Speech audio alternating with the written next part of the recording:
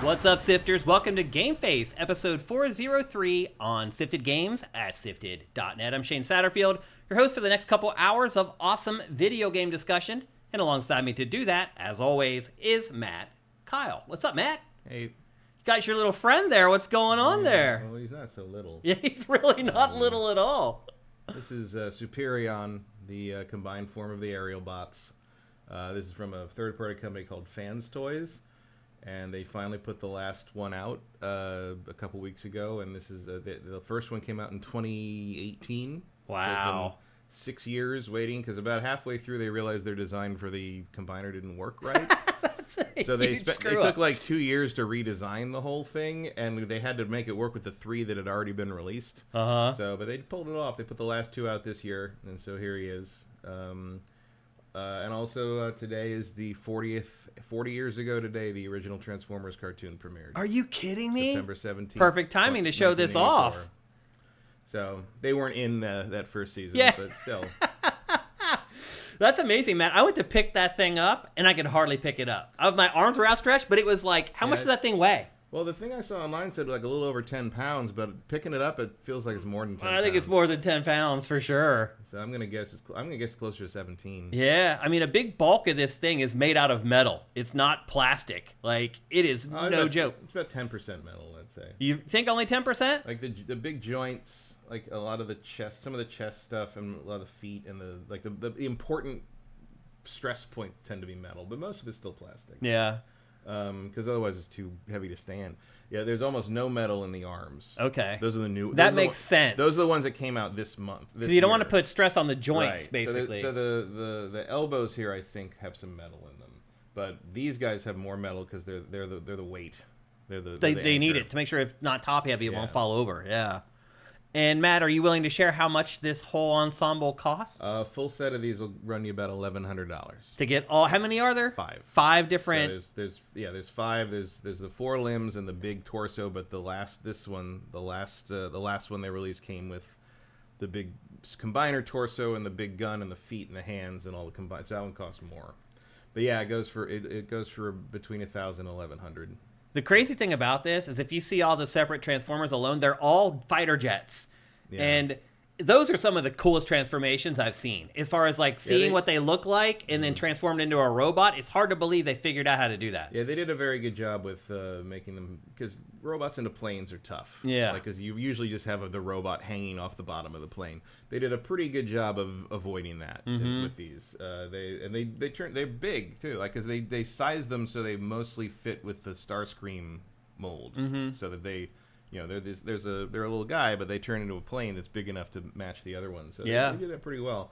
And the middle one, you can't really see the middle guy because he's folded up and stuffed in the back, basically, to give him. Basically, he's ballast. Like right. So it doesn't fall forward. Yeah, and he turns into a Concorde jet, and it's very impressive the way the whole back of the jet basically unfolds from his feet. Wow. And so he's like flat and pretty sleek and streamlined, and he's huge. Like he's like this tall, but then the jet's like that long. And so you're like, oh wow, like it all folds up into this little tube on his back, and you're like, okay, like it's a lot of people see them and don't realize they're the same toy. Yeah, which is kind of the ultimate compliment to a Transformer. Yeah, Matt reminded me that the original combiners are only about once combined are only about half as tall as this one. Yeah, the original Superion is about maybe comes up to his crotch. Pretty amazing, man. That's some cool freaking toys coming out these days. The appeal of the master, like they don't really say it, but one of the things about the Masterpiece scale is, I believe the appeal is that they are the same proportion to me as an adult that the toys were to me as like an 8-year-old. That's hilarious to think about. Like this is about as big as Superion was when I held the original when you were one 6 when or I was whatever, like 6 or 7. So I think that is sort of one of the cool things is that, and I love these. I mean, combiners I always liked a lot, and everybody does, yeah. And I love that these the original toys of these, especially the limbs, are nothing. They all transform the same way. Usually, they're like pull the legs out, pull the arms out, done. Like that's it.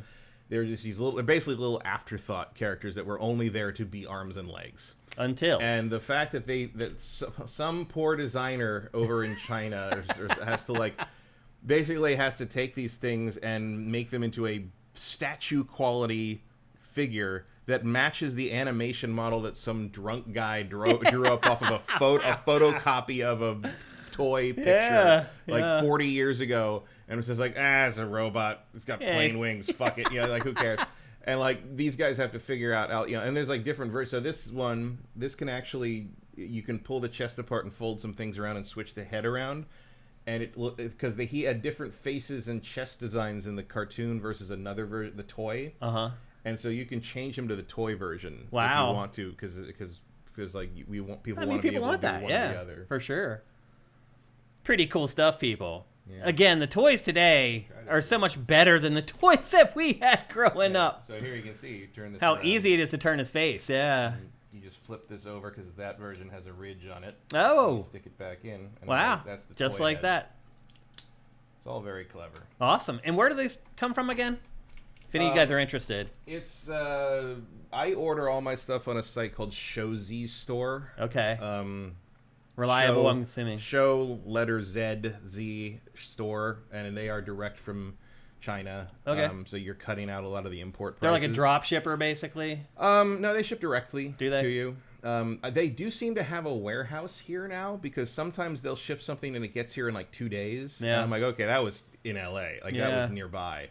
But usually they ship and it takes like 2 weeks. Okay. But the shipping is usually sometimes free, often pretty like $10 kind of thing. There's no tracking. They just dump it in the mail and you get it. Yeah.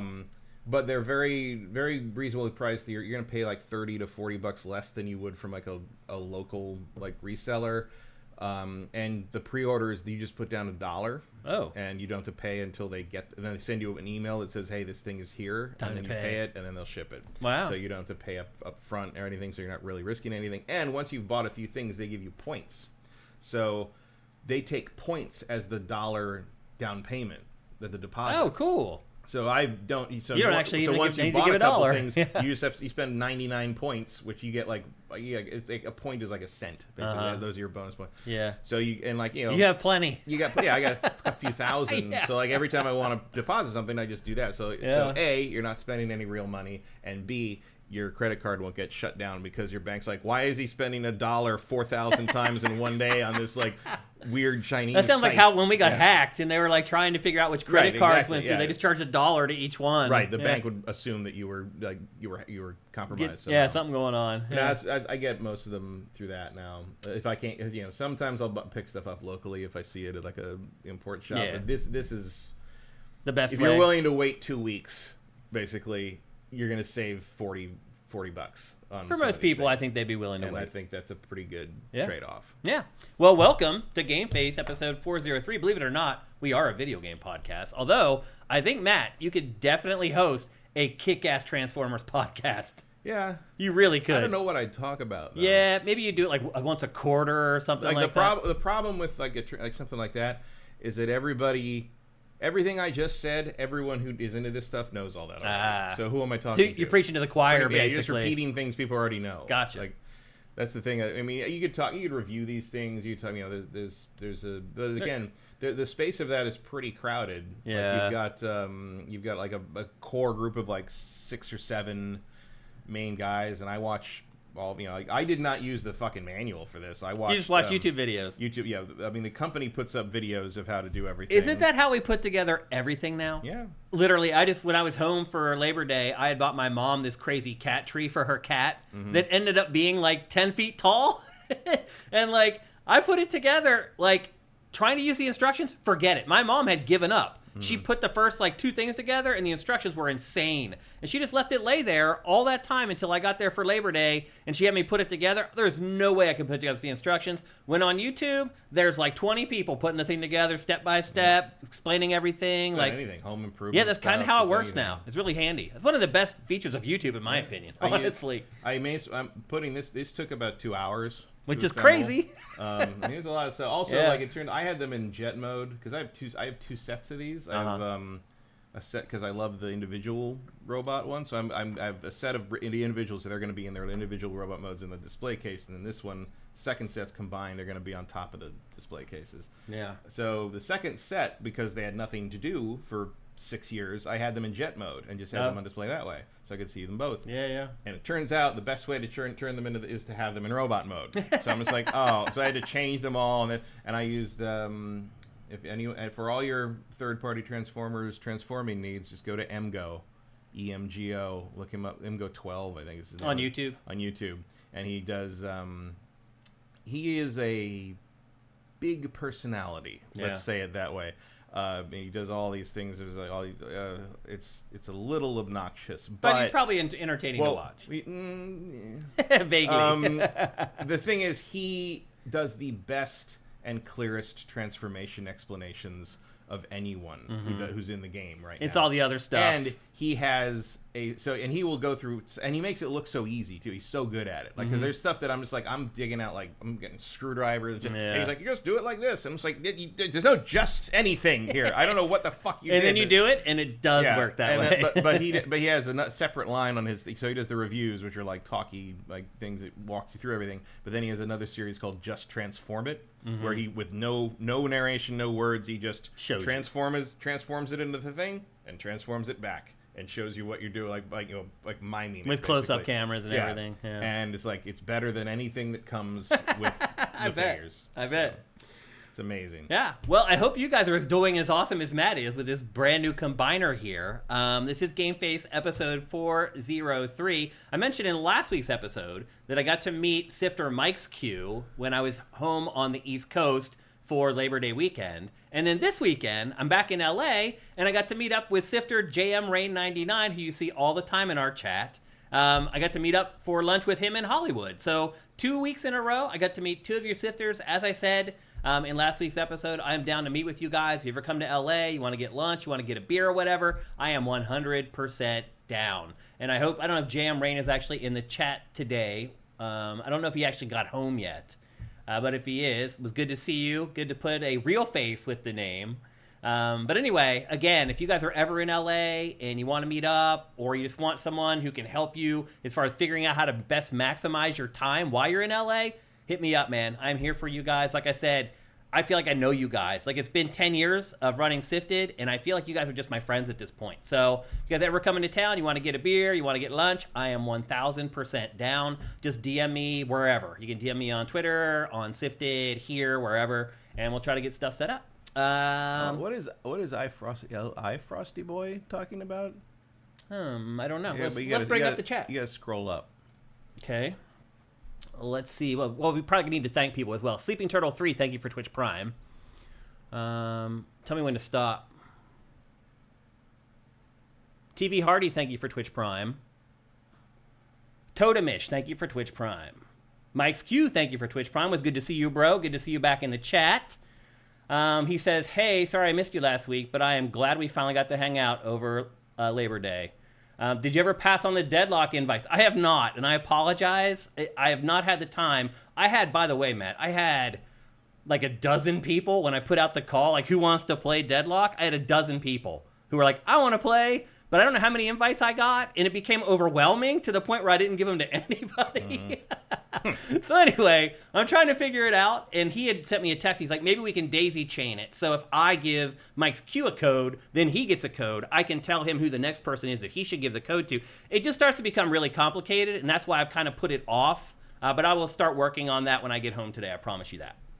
And thank you again, Mike's Q, for Twitch Prime. That's awesome. J. Reed Vic, thank you for gifting. That's 2 weeks in a row you've been gifted Tier 1 subs in our chat. That is awesome, man. Thank you. And thank you for Twitch Prime as well. iViz, thank you. AJ the Legend Watson, thank you. Who else we got in here? Chevelle Man 1979. Sound Wizard, what's going on, man? Feel like I haven't seen you in our chat for a while. I hope everything's kind of turned around for you guys after you lost that big contract. Hope you guys are doing good over there at soundwizardry.com. Who else we got? I think that's it for today so far. I do want to say we just got our payout for Twitch Prime for the last month, and it went up like $80 over the prior month. So thank you guys. Like, what if more of you guys actually like focused on it? It made a difference in our payout, and I appreciate it very, very much. Again, Sleeping Turtle, thank you. Norris Nessie 94, thank you. The Big Smoke 82, thank you. What else? Okay, well, let's get on with the video game stuff, because that is what we're here for. We're going to start off with our headlines. And the first headline of today's show is actually the first headline from last week's show, because all the news dropped like right before we went live, and there's been some new information that have come out. We've seen other people discussing this stuff since, including, by the way, SIFTD. It is the biggest news story of the year, Matt, by our metrics. As far as like a news story with the most comments, the most views, everything, it is the biggest news story of 2024, the PlayStation 5 Pro. Bigger than anything else. All the acquisitions, all the layoffs, nothing has generated more discussion and clicks on SIFTD.net than the PlayStation 5 Pro this year. Are you surprised by that at all? A little bit, because, I mean, not to be too dismissive of, but who fucking cares? I mean, here's the thing. It's a overpriced slight upgrade of a system you already own. I get that. You know, like... Here's what I'm realizing. A lot of it just seems to be people freaking out that, like, this might just be what consoles cost now. That's what we're going to get into. But the other thing I'm starting to realize, Matt, is that everybody owns a PlayStation. Yeah. And so it's like, as try as we might to make sure everything's even on SIFTD and we're, curating as many stories from all the different platforms as one, at the end of the day, everybody cares about PlayStation. Xbox can put out 3 new consoles. Nintendo obviously is probably still in the same stratosphere as PlayStation, but Microsoft could put out 3 consoles and it's just going to be a ripple on the website. Anything PlayStation hardware related is a big deal because that's what everybody has and what everybody is buying. And so what I've realized over time, just running the site, particularly over the last couple years, is the gap between Xbox Series and PS5 has just kind of exploded, is that most people just care about PlayStation on the site. Like, that's really what it comes down to. Because the vast majority of people who come to SIFTD every day, they own a PlayStation 5 or a PlayStation 4. They don't own other consoles. Or they own a PlayStation 5 or a PlayStation 4 plus a Switch. Mm-hmm. So, traffic for Xbox stuff on the site, other than controversial stuff, or if there's an acquisition or a layoff, just general media around Xbox products, way down the ladder on SIFTD. Well, how often does that happen? Exactly. Really? It doesn't happen that often, which is a product of how things are playing out right now anyway. And some choices Microsoft made. Yeah, for sure. So now that we've had a week to kind of germinate on this, have your impressions or opinions on PS5 Pro changed at all? Not really. I think it's too expensive for the upgrade you get. And I think none of that will matter once GTA 6 is... the superior experiences on that console. Did you see the report that all the hardware experts don't believe that GTA 6 will run at 4K 60 on PS5 Pro? I don't believe it'll run at 4K 60, no. But I do think it'll run at 60. Like 1080p 60? There'll be some kind of, probably 1440. Yeah. Some kind of checkerboard thing maybe. Mm-hmm. But I just do believe that the only way to play GTA 6 in 60 frames a second will be on the Pro. I agree with that. I think that's probably going to be accurate. At all but it's like, if it can't run GTA 6 at 60 frames a second, why'd you fucking make the system up? Yeah. Like, I would have made that the target for the damn console. Now, one thing I did see this week, Matt... like, there is no more important game that's going to be released on this console. Yeah. Period. No, you're right. Ever. No, you're right. Ever. One thing I did see this week that did give me a little bit of pause is that, and that's why we're discussing this again, because again, across the week, you're exposed to new perspectives, new ideas about this. And one of the things I saw is that like a couple people went through the list of some games that are already running at 4K 60 on PlayStation 5. And there are a lot. I was actually surprised when I looked at a list that somebody compiled of how many there were. I say a lot, but really I think there was like 25 or 30 games that run at 4K 60. And I'm not talking about like indie games. I'm talking about like big budget. And truth be told, a lot of times that 4K 60 comes a couple months after the game launches, but still, some developers are able to get games to that on PlayStation 5 base hardware. So maybe that's something else to consider, is that, you don't necessarily need the PlayStation 5 Pro to run some games at 4K 60 if you actually put the work into it. Yeah, I mean, Digital Foundry is saying, like the chat says, Digital Foundry is saying that nothing will run GTA 6 at 60. Really? Not even PCs? That the CPU is too weak to simulate, because an open world game and physics are more CPU bound. So you basically, the only way to get that running, they think the only way to get GTA 6 running at 60 would be to upgrade the CPU to like literally new hardware as opposed to just overclocking it. Yeah, which is what they're doing. Yeah. Which is, yeah, possibly. I mean, if you upgraded the CPU, you'd be talking about paying $800, $900. So maybe there's no other choice, but it's like if this thing can't run GTA 6 appreciably, noticeably better in some form, I do not see the point. Yeah. Like, I get that they've got improvements here on a lot of these existing games and upcoming exclusives probably or whatever, but like GTA 6 it's the benchmark. It's the sequel to the biggest entertainment product of all time. That should probably be your starting point. Yeah, for sure. I agree. Yeah. And then the other thing the refrain I saw this week over and over again was the only people who are buying it are journalists and YouTubers, and they're using the excuse of I have to buy it for my job. And it felt like a lot of consumers were like, don't give me this crap about how you have to buy it for your job. You're going to buy it because you just want it. I mean, I don't want it. And I still might not get it. I mean, I want it. I want to run games as fast as possible. I just have a PC that does that already, and I know that doesn't apply to PlayStation exclusives, but like, I'll worry about that when there's some PlayStation exclusives I care about. How about that? Because there's nothing on the horizon. I mean, there will be because they make really great exclusives. But right now, there's nothing in the pipeline. So what am I doing? You know? Yeah. And also, like, I'll tell you the thing that really shifted my opinion on that. Because I think last week I more or less said like I don't want it. I think it's too expensive, but I'll get it because like we're gonna have to do it and talk about it. The fact that all the disk drives and stands sold out. Last week. Basically, I mean, I know some of that was legitimate, but a lot of it is scalpers preparing for the PS4 Pro. PS5 I read Pro a story release. today that the disc drive actually isn't sold out at PlayStation.com. That people just assume that it is and went to eBay to get the drive. I think a lot of people either don't realize or forget that Sony sells stuff direct. Right. Yeah. That was also true of the Astrobot controller for a while. Like, I mean, I got mine from Target's website in the end. But when that first went up and it sold out instantly, it was still I was too late to get it, but it was still available on PlayStation's store for like a couple hours longer than everywhere else. Yeah, because people just forget that you can do that. And I guess people want to get it from the retail places they have some existing account with, because then they usually get free shipping. Yeah. But like, yeah, it's funny that is an issue. We've been conditioned at this point. Well, that's probably not going to be for sale. Got to go to eBay. Like, it's just so funny how the average consumer it's been beaten into their brain that like if you want some electronics, you're probably not going to be able to buy it at retail, so you're going to have to go to eBay to get it. And we just do it. Like, we don't even really think about it. We're like, oh yeah, probably sold out everywhere, but it's really not. Now I would say this, probably now it is sold out because that story went out and a few thousand people read it or whatever, and we're like, oh well, crap, I'm gonna go buy it. As soon as for you see $80. a story that it's sold it's like out. now it is probably over. Yeah. But the funny part is, up until yesterday, it was not actually sold out. Like, you could have went and bought it at PlayStation's official website.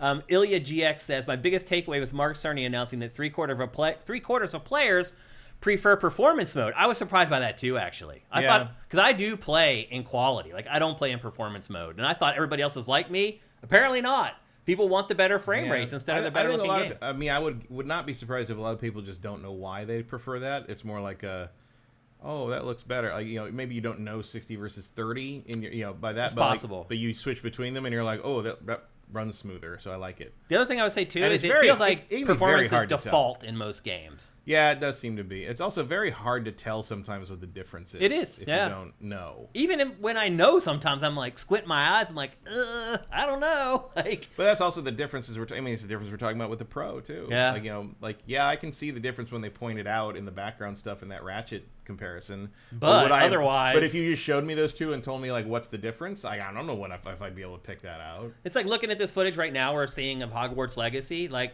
does that look that much better than my mind says that game looks? No. It pretty much looks the same. I mean, it looks good. I mean, I think the Great Hall shot looks noticeably better with because of the ray tracing on the floor and the light. Just the lighting has a little more depth to it. Like, but we're really getting to like the splitting hairs part of like. But in the end, you're looking at that area right for like 3 seconds. 7 times in the whole game. It's, yeah. And look, just to be honest with you, I do notice that in the stuff with Final Fantasy Rebirth, the image quality on that is way better on the Pro. Like, if you're a Rebirth fan, it might be worth it just to. And there's not as many as you thought there were going to be, because that did have a lot of trouble. That didn't look as good as we all knew it should look on that when it came out on PlayStation 5. But like, it really looks like it got an improvement there. I mean, I don't care because I didn't don't even care about that game.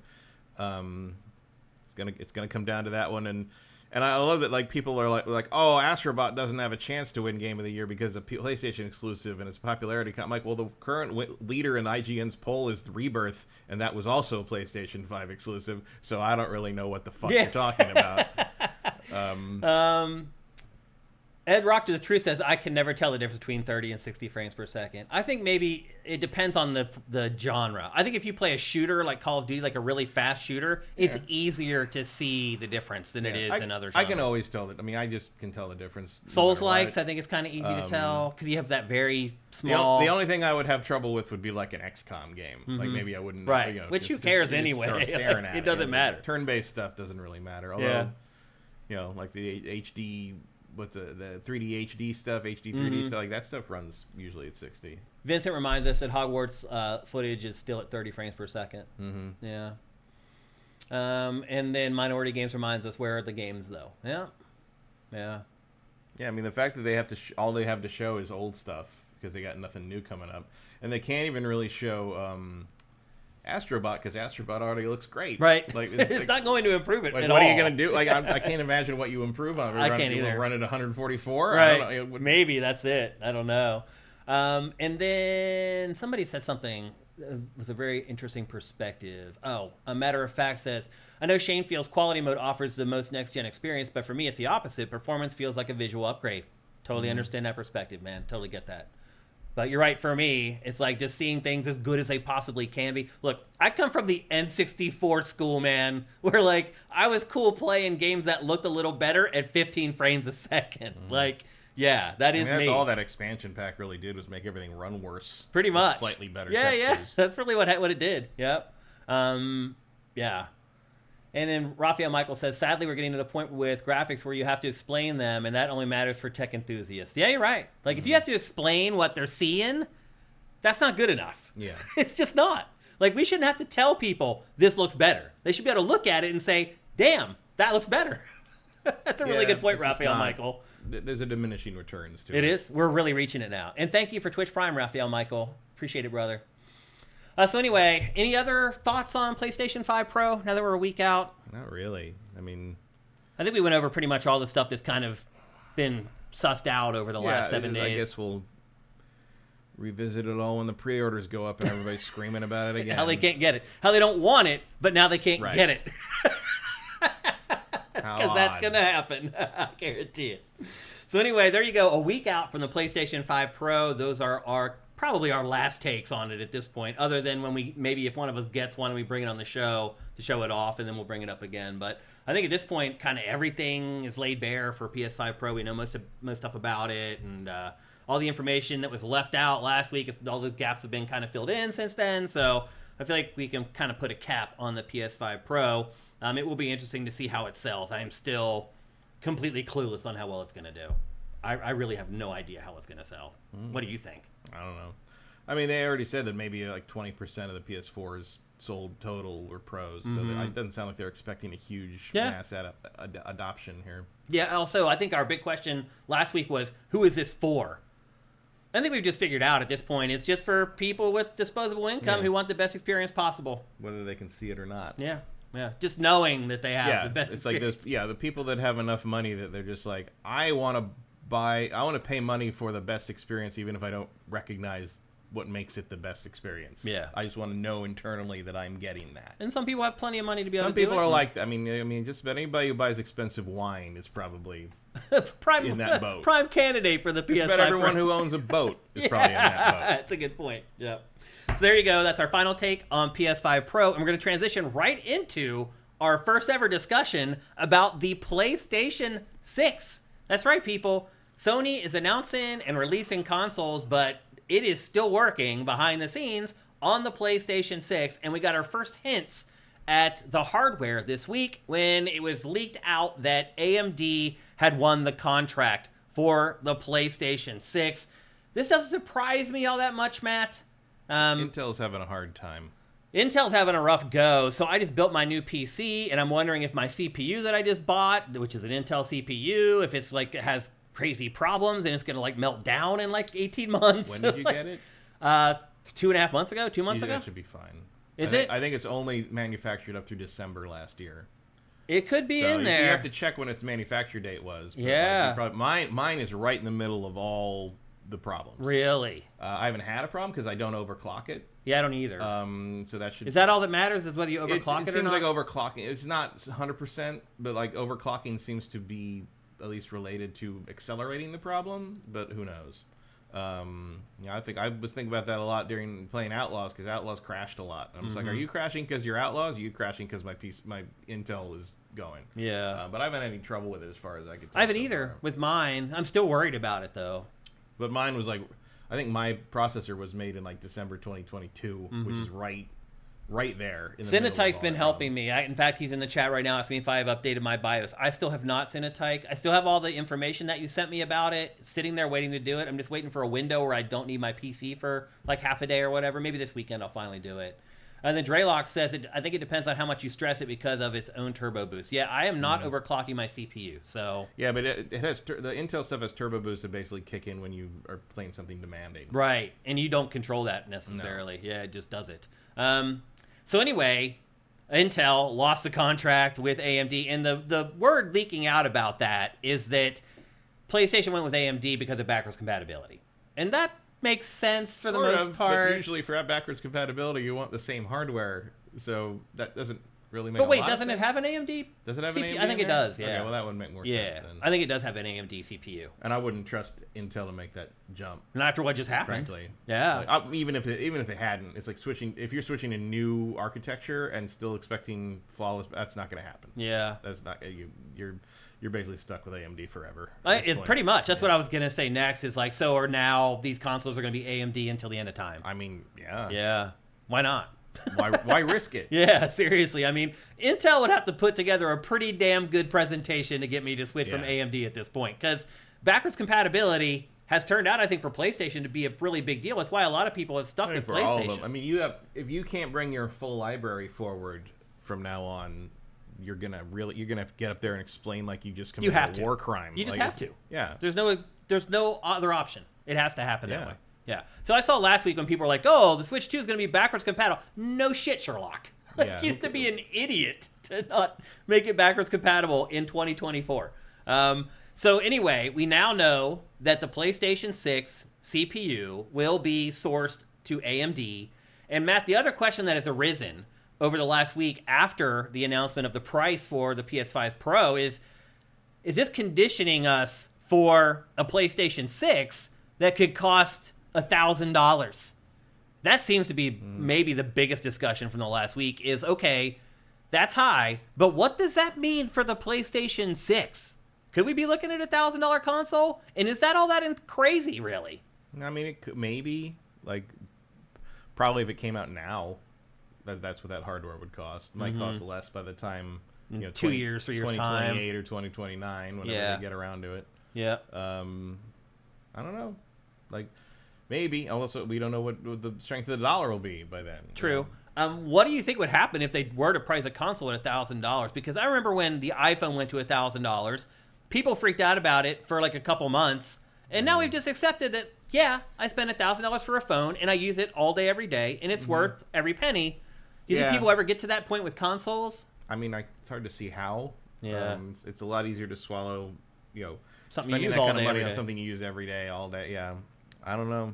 Like, it feels like at some point you wander into 3DO territory, which, to be fair, if you compare to inflation, I think the 3DO costs something like $1,800 in today's money. So you're pretty far away from that. Yeah. But I don't know. It's a weird balance between like that. It seems like a ridiculous cost, and then like a lot of us are just walking around with the expected cost of things from 30 years ago in our heads when it comes to video games, like, or maybe more like 15, 20 years ago. Yeah. Because, like, it's sort of the thing. I mean, part of me is just like, yeah, game consoles, they cost $350, right? And on the high end, $500. Yeah. I mean, the Saturn was $400, and that was insane at the time. Yeah. But that was 1995. Right. So, yeah. I mean, there are certain things in our society that, for whatever reason, just never go up in price. I was talking to you about this last week before we went on air about skateboard decks. How they're still $50. They've been $50 since 1982. 2. They have never gone up. And consequently, skateboard companies can't stay in business. They can't make enough money to stay in business, so they come and go like the breeze. You have your Pal Peraltas and the big boys, Santa Cruz. Those companies are never going away. But some of the smaller ones, they last for like 6 months and they're gone because you can't make money selling skateboards anymore. It's just interesting how certain products are on like the no-fly zone as far as like prices going up. And gaming is one of them. The price of a video game. I mean, they've been $60 or $70 forever. Consoles, $400, $300, $400, $500 for forever. Like, they never go up. And you feel like there's going to be a breaking point somewhere, Matt, where it's like, you know what? We can't afford to keep doing this anymore. It's like we've seen how many layoffs in the last year and a half. Like, they're going to have ammunition. Well, they can afford that. They just need to stop paying their executives the GDP of small countries. I hear you. But you know what they're going to do? They're going to use that as an excuse. They're going to say, oh, this PlayStation 6 needs to be $1,000. Because remember last generation? How we had to lay off all those people and everybody lost their jobs in the gaming industry? We're trying to avoid that now. And so this $1,000 console, well, blah, blah, blah. You know how it goes, man. Like, they'll try to figure out some way to message it to make it seem like $1,000 ain't so bad if a bunch of people can keep their jobs. So it's interesting. My guess is, like, I think they are testing the waters a little bit for PlayStation 6. I think $1,000 is too far, though. I think that $1,000 is a big deal. Like, in the human brain, it's like a G. You might have to. I mean, also, you don't need a console. Like, things that you need a phone. Things that cost $1,000 would have to be necessities, usually. I wouldn't be surprised if it's $800 though. Maybe, although it might be $700 again. That might just be their new target. That could be, especially because, like, you know, maybe the Pro has bells and whistles that push it beyond that. Versus, like, you know, you're probably looking at more baseline hardware for a PS6 by the time that happens. Yeah, I don't know.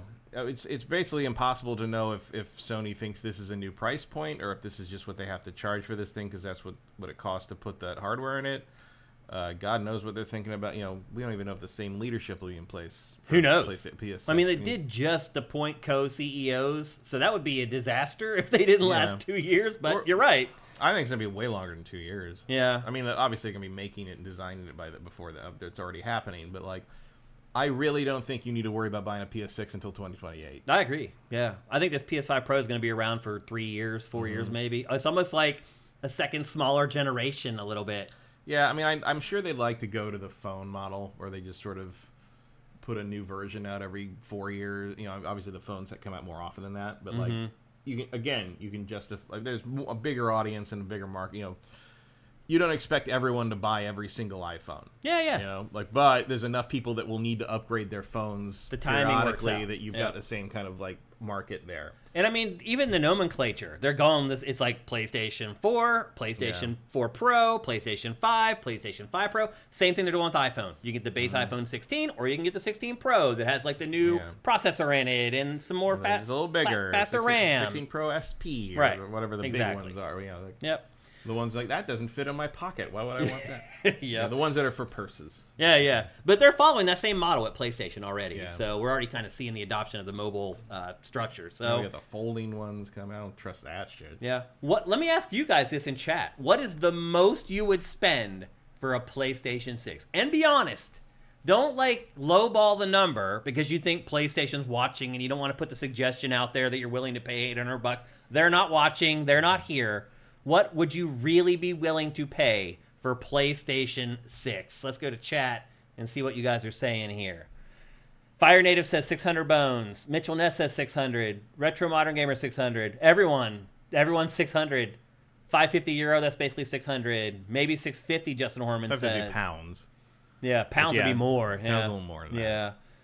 Threadzilla says 700. Call of Duty says $1,200. Wow.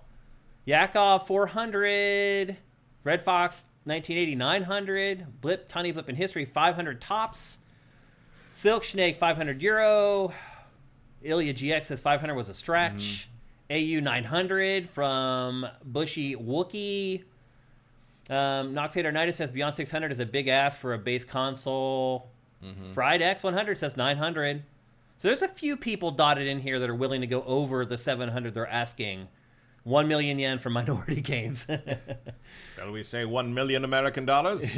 Commander Fett says 500. Anything more, and I'm building a PC. We also got some pushback last week on the YouTube version of last week's show about us saying that for $700 or $800 you can build a PC. They ignored the fact that we said you start with a PC you have sitting around and you upgrade it. Well, you said that. I said that for that, if you're spending $700, you might as well spend a little more and make a decent PC out of it. Like you're going to get a lot more for your money, I think, in terms of use case and just performance and reliability. If you just spent, obviously you can't build an equivalent for $700, but you can build an equivalent for like double that, and then still you'd have a PC. But it does all kinds of other awesome stuff. Yeah. There's a point where the sunk cost for something that is, a limited walled garden company specific device. Just you hit a point where you're like, well, why don't I just spend a little then more but get more?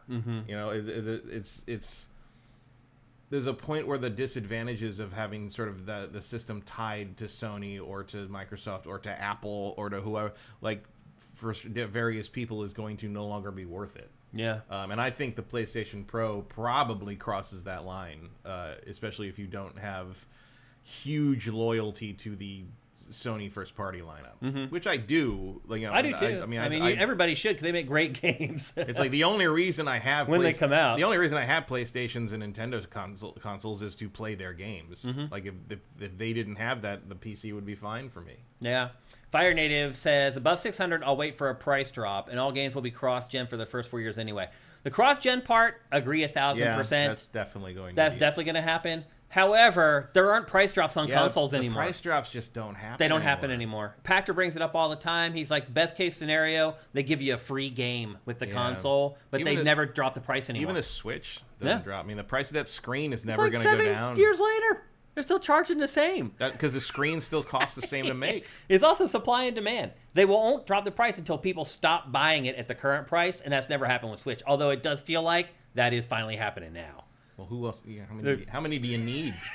Everyone's on like their second Switch at this point. It's like at this point you're like, are you going to do Pac-Man Versus again, or everybody has to plug 4 Game Boys in? Because I think everybody has 4 Switches by now. Yeah. Silk Snake says, there are just some games I don't want to wait for. Life is too short. I'd have a PlayStation console even if I had made a PC. Yeah, that's true. I mean, that's why I don't want to wait a year for Ghost of Tsushima 2. Yeah, I don't want to wait a year for God of War whatever. And I won't. Yeah, I'm not absolutely. going to. Retro Modern Gamer says, and you don't have to pay a fee to play online. That's a big advantage. I mean, that saves you like $600 or $700 a year. Yeah, I saw some people making fun of the fact that there were some PC builds including the cost of online play, PlayStation Plus. And it was like, all right, I'm like, nah, I think that's a fair inclusion. You don't need to pay that on PC. I was a little silly. The ones that were using PlayStation Plus Pro was probably okay. You don't need that. I mean, let's not go crazy. You're just trying to pad it out now. Big Smoke says I'll be 46 by the time PlayStation 6 comes out. I don't know if I'll be that interested anymore. Come on, man.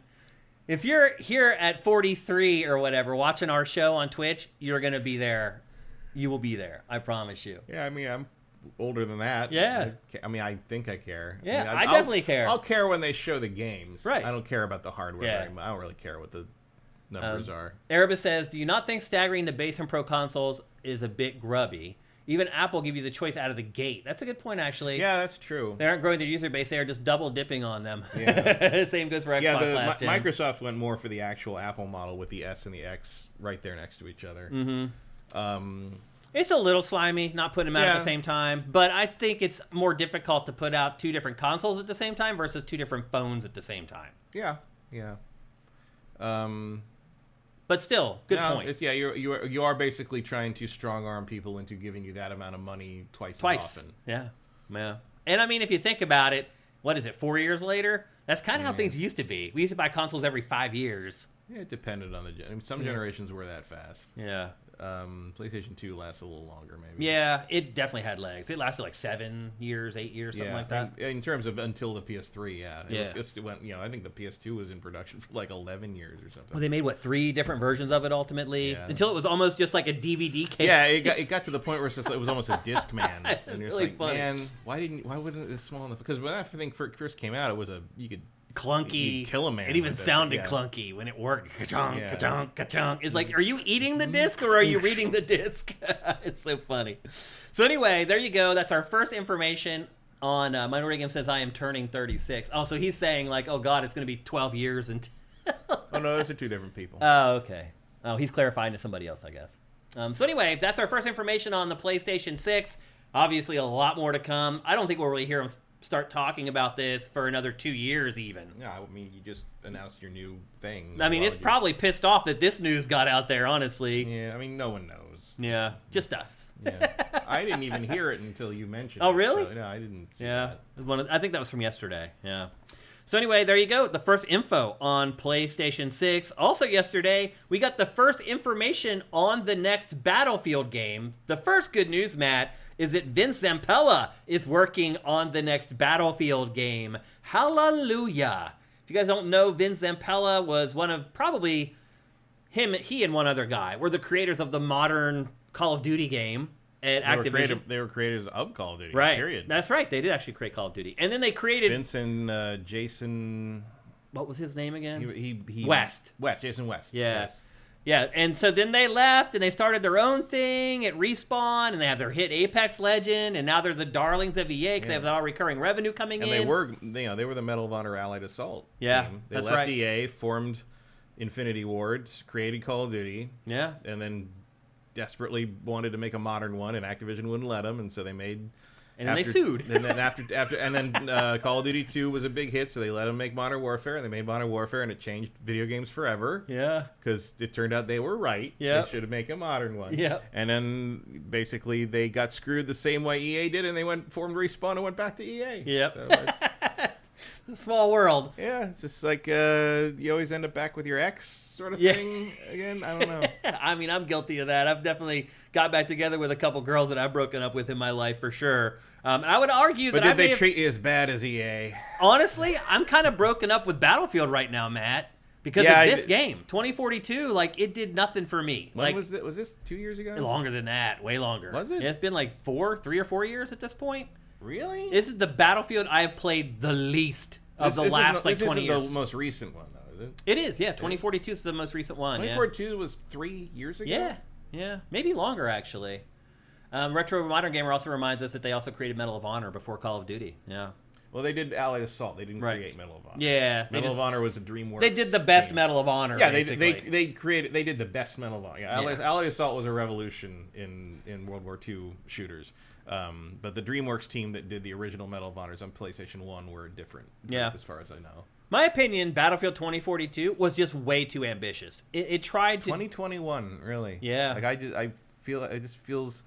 Maybe that's just an indicator of how much I don't play these things, but it sure feels more recent than that. I mean, you know me, Matt. I've been a Battlefield head for a long time. I've been a fan of Battlefield since the first one. We both Camp EA that day we found it in the fucking cafeteria. That's right. They were playing on like 8 PCs against a wall in the room they were feeding us in. Yeah. Like, they didn't even have like a display. And we Yeah, just went they over didn't think no one was gonna care. and no one would fucking leave. Yeah. Like, and all the dice guys were like, hey, look at our little game here. And we're just like, this is really good. Yeah.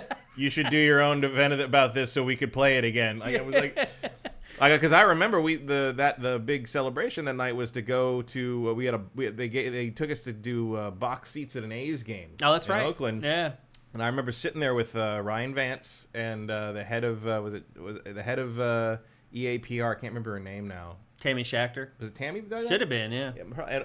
And she's like, we're just like, you need to get that Battlefield game and do a big event on the aircraft carrier in Alameda. Yeah. And sure enough, they did. They did do that. That was a great event. I don't think we're the only ones with that idea. I'm sure that was something. It didn't take us to come up with that. Yeah, we aren't the ones who made that happen. But but that was a great event too. I mean, and I low key, I don't think they've ever topped Wake Island. I think the best Battlefield thing ever was Battlefield 1942's Wake Island demo. That was the best. That's probably the best time I've ever had playing a first-person shooter. Yeah, was that. Well, you can see in this B-roll from 2042 that it was a disaster at launch. It was just a mess. Like, it was supposed to have like all these crazy weather events, like tornadoes that would just show up on the battlefield, and like it just none of it ended up working. They ended up having to take away a lot of the stuff that they were trying to do with the game. It was just a mess. And again, it caused me to break up with Battlefield. I played this the first week it was out, and I never went back to it. And look, I'm sure now they've done a lot of work to it. It's probably a lot better. And now I do have a new PC. Maybe I should download it and give it another go.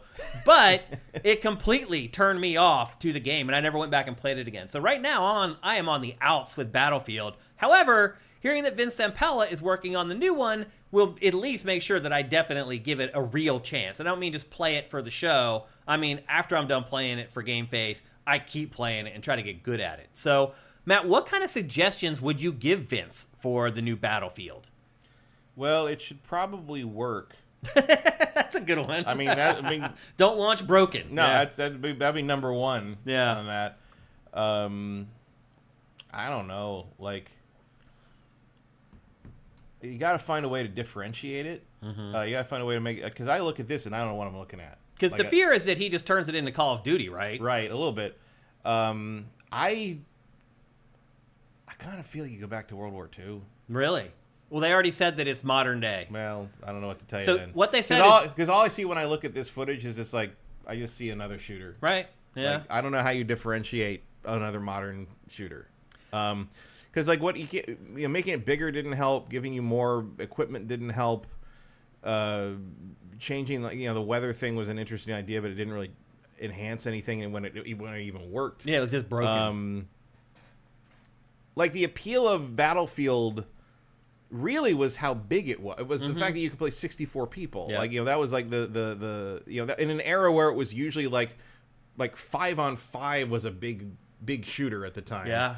Because when Call of Duty went 6v6, that was a big deal. Because like it was basically Counter-Strike numbers was just standard, and then this thing came when 1942 came out and it was 64 on PC. I think 32 when it eventually came You to see console. that guy fall through the ground right there? This game was a mess. But that's not really. We're in a battle royale world now. Playing a match with 100 people every 5 minutes is standard. Yeah. So what do you do to differentiate that? I mean, I do think you got to bring. I would. Oh wow, I remember the flickering skybox. I forgot about that. Everything flickers in this. Yeah. I do think you need to bring back destructible everything. I'd agree with that. I mean, the Bad Company 2 should be the template, I would say. And that would be basically I think you're like you saw, I just ran over the tree there, so there was destructibility in this, right? But like Bad Company 2, I think is the gold standard, and like literally in some because the Gold Rush is the game mode that everybody played. I think you make it Gold Rush everything. I mean, the fact that at the end of a fight, because all the fights in Gold Rush are like areas, and you're either defending the gold stash or you're trying to take it, and by the time the offense takes it, like the area is flat. Yeah. No, you're right. There's like areas of buildings that never get destroyed because you got to leave some cover for people. But like for the most part, you don't recognize the place you entered when you're leaving it. No, you're and right. like that's a really cool thing. And I think they should try to lean into that. Yeah, I'd agree. I think the kind of more linear battlefields of Gold Rush would be with fully destructible everything and terrain and everything would be where I'd lean. So what they said so because far... Call of Duty doesn't give you that. Yeah, no, you're right. And I agree. They need to differentiate. You can't just try to out-COD Call of Duty. That's not going to happen. I don't know what... And I don't think people want that. No, I don't think so Battlefield has its own fans that want the Battlefield experience. Yeah, I don't want COD, but slightly different. Like, I don't know what to... I mean, I don't know. Like, you can't really change the art style too much or people freak out.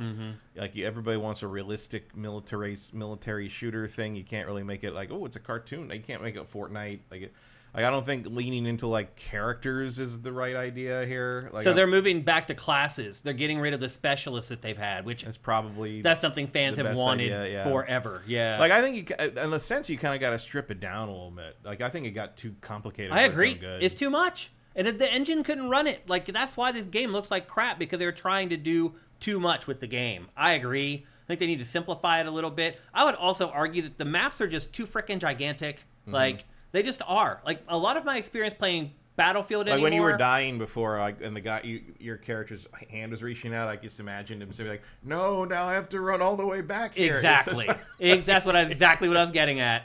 A lot of my time playing Battlefield anymore, you spawn, you look for a vehicle near the spawn, there's not a vehicle there, and then you start running. And you start running like a mile to get back into the action, and then there's some dude laying face down on the top of a roof somewhere with a sniper rifle, and he just picks your ass off. And then you respawn, go back, hope there's a vehicle there. If there's not, you start running again. I just feel like I spend a lot of the time playing Battlefield anymore just running, just trying to get back into the fight. And so, look, I don't want the maps to be as small as Call of Duty's maps. That wouldn't work at all. But you got to find a happy medium there somewhere. Like, some of them are just too freaking big. That even with 64 players on each team, there's just not enough people to keep every part of the map exciting and fun. So there's a lot that they can do, in my opinion, to make Battlefield better. But I do think, like, I think maybe part of the problem, Matt, is they kind of got everything nailed at, like, Battlefield 2. Like, they really just kind of did. Like, that's before it became bloated. It was after the first Battlefield, so they got over all the growing pains from the first game, and they kind of nailed the second one. And since then, it's like, well, we can't just keep making Battlefield 2 over and over again. We got to have something new to talk about. And they just keep piling on this crap that either no one ever uses, or it doesn't matter, or it just flat out doesn't work. So, again, Vince Zampella and Respawn having their fingers in the pie on the new Battlefield is great. It is a great idea. They understand the modern shooter. They understand the modern shooter player, more importantly. They know what winds their watches, and I think they're going to deliver a decent Battlefield game for the first time in way too long. And here's the real kicker, Matt, is they may make the first ever good Battlefield campaign. There has literally never been a good Battlefield campaign. Ever. Like, so here's Battlefield 5 War Stories. The bad companies were. Right. But the stories were okay. I remember them. Which yeah, is better I remember some characters, and yeah. it held the thing together. Like, even War Stories, when we first found out about that in Battlefield 5, we're like, oh, that sounds like a unique idea. And then in the end, it ended up being this weird, like, disconnected mode that felt like you were just playing through, like, these instances more than playing through, like, a cohesive campaign. Yeah, there's a bunch of good ideas they've had in terms of framing stuff, but they've never found. Yeah, they've never been very good at the actual, on the ground storytelling and creating those moments. Like Call of Duty creates those big set pieces, and Battlefield. The thing with Battlefield is like the Battlefield campaign seemed to try to work within the framework of the game as it exists as a multiplayer game. Yeah. Whereas Call of Duty doesn't give a shit. Yeah, it's not about the multiplayer at all. No, like it doesn't care about resembling.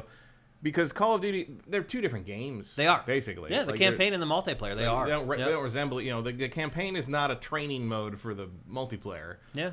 Whereas Battlefield, it feels like they really want to just plug in cutscenes to, like, custom matches and call it a day. And that is not what a campaign is post Call of Duty 4.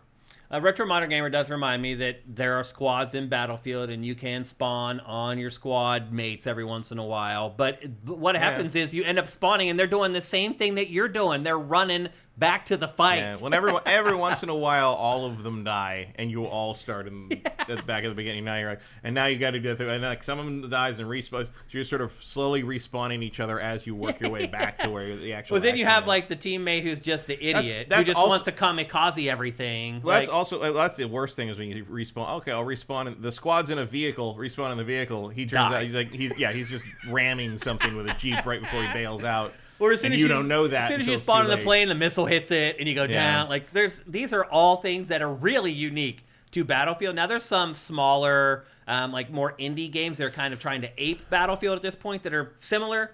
But as far as like big budget shooters are concerned, Battlefield has that that aesthetic all to itself, and not for the better. And then he also says they're making it more like Battlefield 3 and 4. That's the other thing that they mentioned, that those are sort of the targets that they're aiming for. The campaign in Battlefield 4, by the way, may be one of the worst campaigns I've ever played in my life. Yeah, they really struck, because they didn't have campaigns until, was it 3? Yeah, I think 3 was the first one. And it was also abysmal. Yeah, they've never been very good at it. The DICE has never really figured that out. DICE thinks that, like, actually, DICE's best campaign is probably Battlefront 2. I think you're right. Like the Star Wars No, you're right. game. Yeah. Like, even that is not amazing, but, like, they did it. Like, DICE doesn't get what makes Call of Duty popular. It's like, let's have a building fall on top of the player. That makes it like Call of Duty, right? No, that's not it. There's a build and a crescendo to. I mean, Infinity War did it best. Oh yeah, they always did it best. I mean, yep. Even the big moments now, like, feel like pale imitations of no Russian or. Well, Infinity War was good. Even the big building blowing up in Call of Duty. I can't even remember the context. I think it was something Call of Duty 2, but I remember playing it when I was playing to review it at their office, and it's like a big, like a 4-story building. You have to go in and wire the whole thing and fight your way up and then fight your way out, and then and then blow the whole thing up, and the big finale of the level is just this building, like all the explosions go up and the building collapses, and like I'd never seen anything like that before in a game. Like the fact that they actually showed the building collapse in real time right in front of you that you just been in, like that was a big deal. Like every single See, this is what stuff Battlefield would do in its campaigns. It'll put you in this huge, open world, just like the multiplayer, and then have you go battle a bunch of tanks. But then you have to find this, weird critical path that doesn't insta-kill you to get through it. And that's just not what a campaign is supposed to be. I mean, Call of Duty's a little bit guilty of that, too. Somewhat, but but usually it's in the big set pieces where you don't mind so much because you're getting rewarded for doing it right. You know, like the all gillied up is just like one big, that fucking... It took him 3 years to get that helicopter to crash right, but it sure looks great when it happened. You remember it. I can't remember a goddamn thing from these campaigns. Yeah. Other than being trapped in that F-18 and not being able to skip anything. Infinity Ward is really good at turning something that may seem mundane, like a sniper mission, into a tentpole event inside a game. And they understood tone and contrast and pacing, and like the fact that you've gone through all this crazy hell in 4 and you're running through with Captain Price and through these house to house fighting and everything's going crazy and all this shit's blowing up and it's nighttime, and then it just switches to the C-130, right? And it's just like this little night vision scope with the you see that guy over there? Guy go kaboom! Like just the full. And the humans are ants. Yeah, humans are ants. Like these guys up on the plane, just completely removed from the situation. They don't have it. Yeah. And every once in a while, the comms come on. It's just press yeah, you might want to help him out over there. It's just look to the and east. Then they zoom you right back down, and you're right boots on the ground again. I mean, the fact that they knew to do that, and at the same time they're making a commentary of how fucking weird modern warfare is.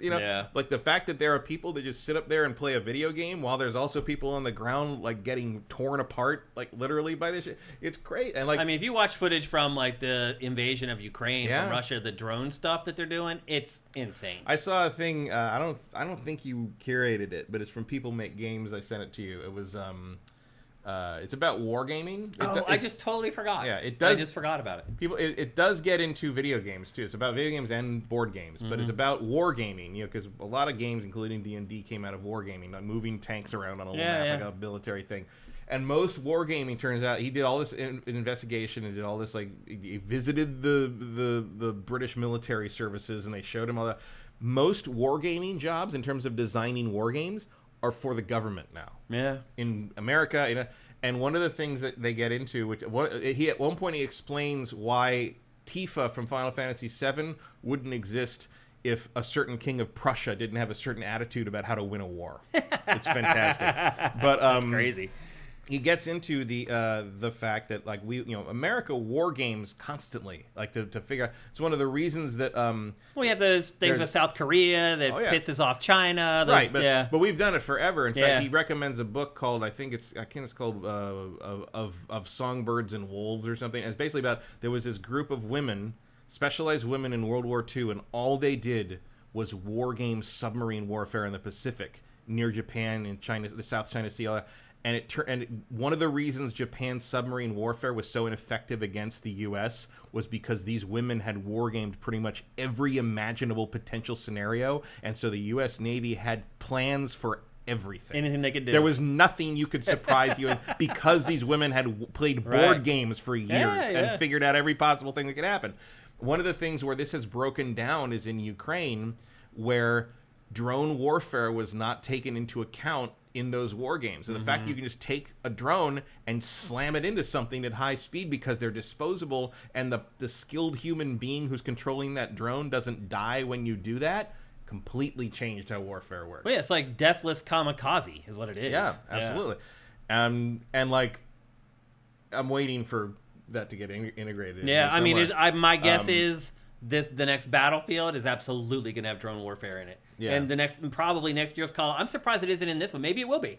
They haven't played the campaign yet. So and by the way, when you see those really cool drone shows where the big dragons moving around in the sky, that is also a military display of power. Yeah. When countries do that. Look how many drones we have. Look at that. Look at what you can make them do. Now imagine if all those drones just had C4 on it. Went straight at you. Yeah, I hear you. Yeah. It was. Yeah. It's a different world, and like that might be one way to differentiate Battlefield is to embrace that idea. The new warfare. The new warfare. Yeah. Yeah. Yep. And again, that might be a little too hot for it's happening right now. It might be too much to put in a video game right now. But at the same time, everybody remembers No Russian. Yep. For a reason. Yeah. You gotta break some rules sometimes if you want to stand out, and I feel like Battlefield is sort of on life support enough that maybe it might be time to do something frankly kind of offensive. Yeah. And see what you get. Silk Snake says, I can't enjoy war games anymore because of seeing real war. I understand that. That's 100% true. I totally can understand that. Yeah. So you're right. I mean, you're walking a fine line there. Yeah. Even going back to like the old World War II stuff, like the weird hero worship jingoism of those games just really rings sour now. Yeah. Because we know more and more. It's just and you rarely were gonna get someone who actually was involved in those wars supporting that idea anyway, because they knew it's not that. Yeah. But like, it's so weird that there was that period where that was just kind of like the defining thing of games, and even Call of Duty. I know people says like, oh, it was just a military. I never saw anything in the Infinity Ward Call of Duties that would ever have made me want to join the military. Yeah. Like, they all make that look horrible. Yeah. They kill a U.S. Marine off in the first fucking Modern Warfare game. Like at no point does any of that seem fun to be in. No. I agree. Yep. At the very least, you are wet all the time. Yeah. And that sucks. Yeah. It really does. Especially when you're wearing 40 pounds of gear. Yeah. Yeah. So yeah, I don't know. It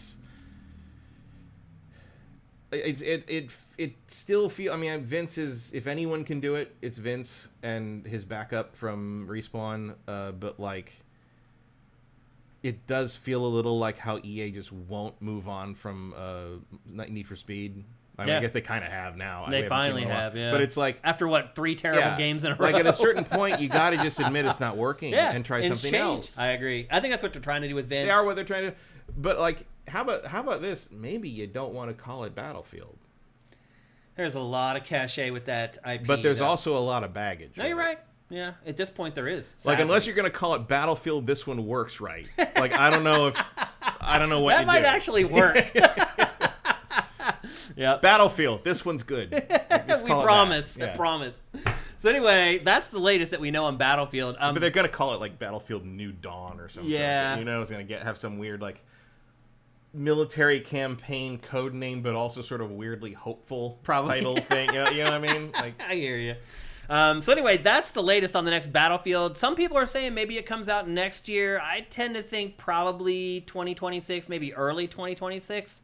But hints are out there right now that it may come next year. And I think even Vince hinted at something along the lines of there may be like betas or alphas in the not too distant future. Also, we should mention that all this news comes via IGN. That IGN got the exclusive scoop on the new Battlefield. And as always here on GameFace, we like to credit people who are doing the real work out there as far as journalism is concerned. So kudos to IGN, and thanks EA for giving us some information on the next Battlefield. I also saw that I think we knew it already, but they confirmed that Respawn is working on the final Jedi game. The third and final Jedi game. Why would they just not keep making them? Because they're done. EA's done with Star Wars after this one.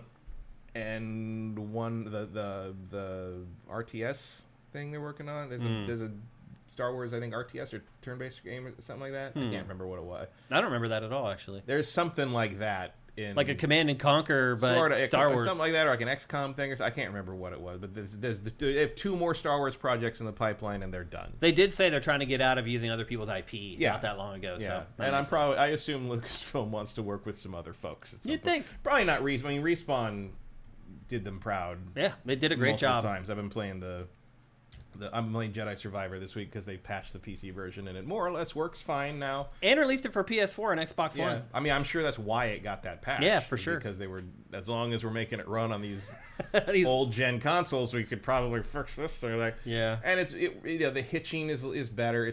There's still a little, you can still see it a little bit, which is it's an Unreal problem. it's crazy. But it like fix it. Well, you can't. I mean, I'm talking about the developers. I'm talking about Epic. Yeah, I don't know what is going on there. And it was crashing a lot. Weird. I had to update the DLL for the frame generation on it to make it stop crashing. At one point, I loaded that game up, and I loaded the save, and I took one step, and it crashed to death. It was amazing. I've never seen anything like it before. I'm just like, I went, step dead. And it was like...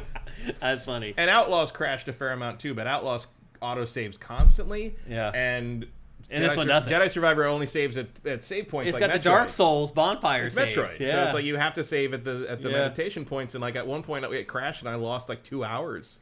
Because I wander off and go into the desert and run around and just solve stuff and find things and do so, especially you unlock a new ability. You're like, okay, I'm going to go, and I crash, and I came back, I'm like, oh, it's all undone. Oh, but I would quit right then. I didn't, because I enjoy killing stormtroopers too much. I was like, I'm going to go kill some stormtroopers and knock an ATST down, and I feel better now. But like, Vincent says Jedi clearly got that patch because EA wants the trilogy on Switch too. Yeah, I mean, I think you're probably right. Because they'll make money off of that game all over again. All three of them. Ultimately. Although that patch is only for the performance stuff was only on PC. They could have just left the PC to hang if they wanted to. And EA may have wanted. I feel like we only got that PC patch because the Respawn developers wanted to make it. I believe it. Yep, Not because EA was like, oh, don't forget about those people that bought the PC version. It's like, no, I don't think that was happening. I agree with you on that one. Next up, Tony Hawk making some news this week. He said that he's talking to Activision. Now, he didn't say exactly what he's talking to Activision about. He mentioned that, is it the 20th or the 25th anniversary of the first Tony Hawk? 25th. 25th is coming. I remember when I got my car towed because I... Right. Yeah, you've told that story before. So it's the 25th anniversary of the first game. Tony Hawk is talking to Activision about doing something. I think most people just assume it's going to be a brand new game.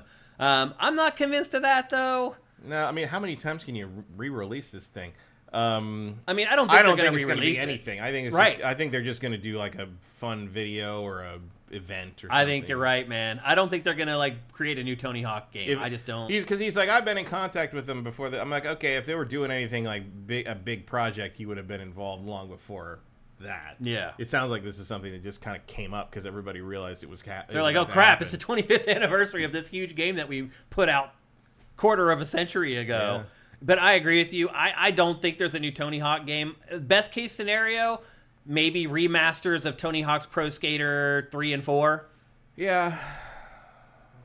Because Tony Hawk 3 was like perfect 10 at GameSpot when I was working there. Because that was right GameCube launch around. Right around. I remember Jeff Gerstmann came in and he's like, I'm giving Tony Hawk a 10, and it was like this huge thing where like, oh, we all had to sit down and like talk about it, because back then GameSpot had only given out like 2 or 3 perfect 10s. And I still think this is one of the weirdest ones they ever gave. Well, this is Tony Hawk 1 plus 2. Oh, yeah, but I mean, 3 was one of the weirdest 10s they ever gave. Like, I don't think that game was better than 2. I mean, I think it is, because it did drastically change how you play. Yeah, that's why I don't like it. It allowed you to link your tricks between obstacles using the revert manual. That's why I don't like it. Yeah. Because it changed how the levels were designed. You're right. The levels used to be these really intricate, like roller coasters. Yeah, you have to find the lines, and now it's just like, hey, you can revert, so fuck it, just make the levels whatever. And it felt like it lost, it lost the intricacy and the puzzle and the platformer element of it. And I could understand that perspective. It just became skateboarding, and to be honest, I don't give a shit about skateboarding. No, I hear you.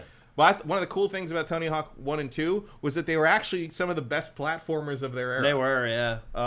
Like you were on a skateboard, but they were platforming. I remember I tried to convince people at GameSpot that it was a 3D platformer. It is, and they were like, "You're insane." No, it absolutely. I thought that too. And to your point, though, the third one did kind of change. Third one is not that anymore. Yeah. Third one is where I basically fell out of the series. Yeah, I think a lot of people did, even though it got the highest reviews of any game in the series ever, and it never got to that height ever again. Well, because I think a lot of people, including the reviewers, there was just an element of like, oh, like we just want to do big combos and crazy, and the revert lets you do that, but it lets you do it in a way that I found very unsatisfying. Well, it became this thing that you did every time you landed a trick. Yeah. I think it was like up, down, triangle or something. That was Nolly. When you landed. No, as you landed, and that would make him do the revert and then start manualing. I thought the manual, but the revert was like the trigger, wasn't it? Was it? Yeah, maybe it was trigger up, down or something. Yeah, because trigger was the revert. And then, or the shoulder button was the revert. I'm thinking trigger because I was playing on the Xbox, I think. So you reverted with that.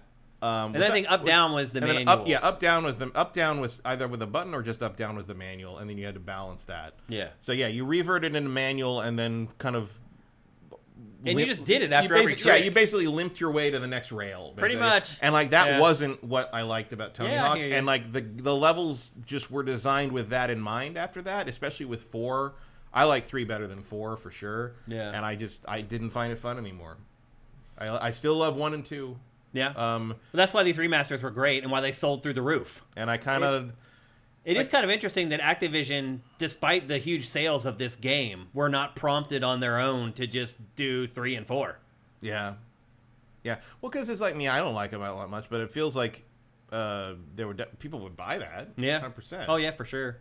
Because they did a good job on this. The 1 and plus 2 remaster, remake, whatever, was great. Like, they did a really good job on it. The other thing I would say, too, is if they do make a new Tony Hawk, I don't want them to change how it works. Like, I don't want them to try to make it more realistic. I want it to play like this. Yeah.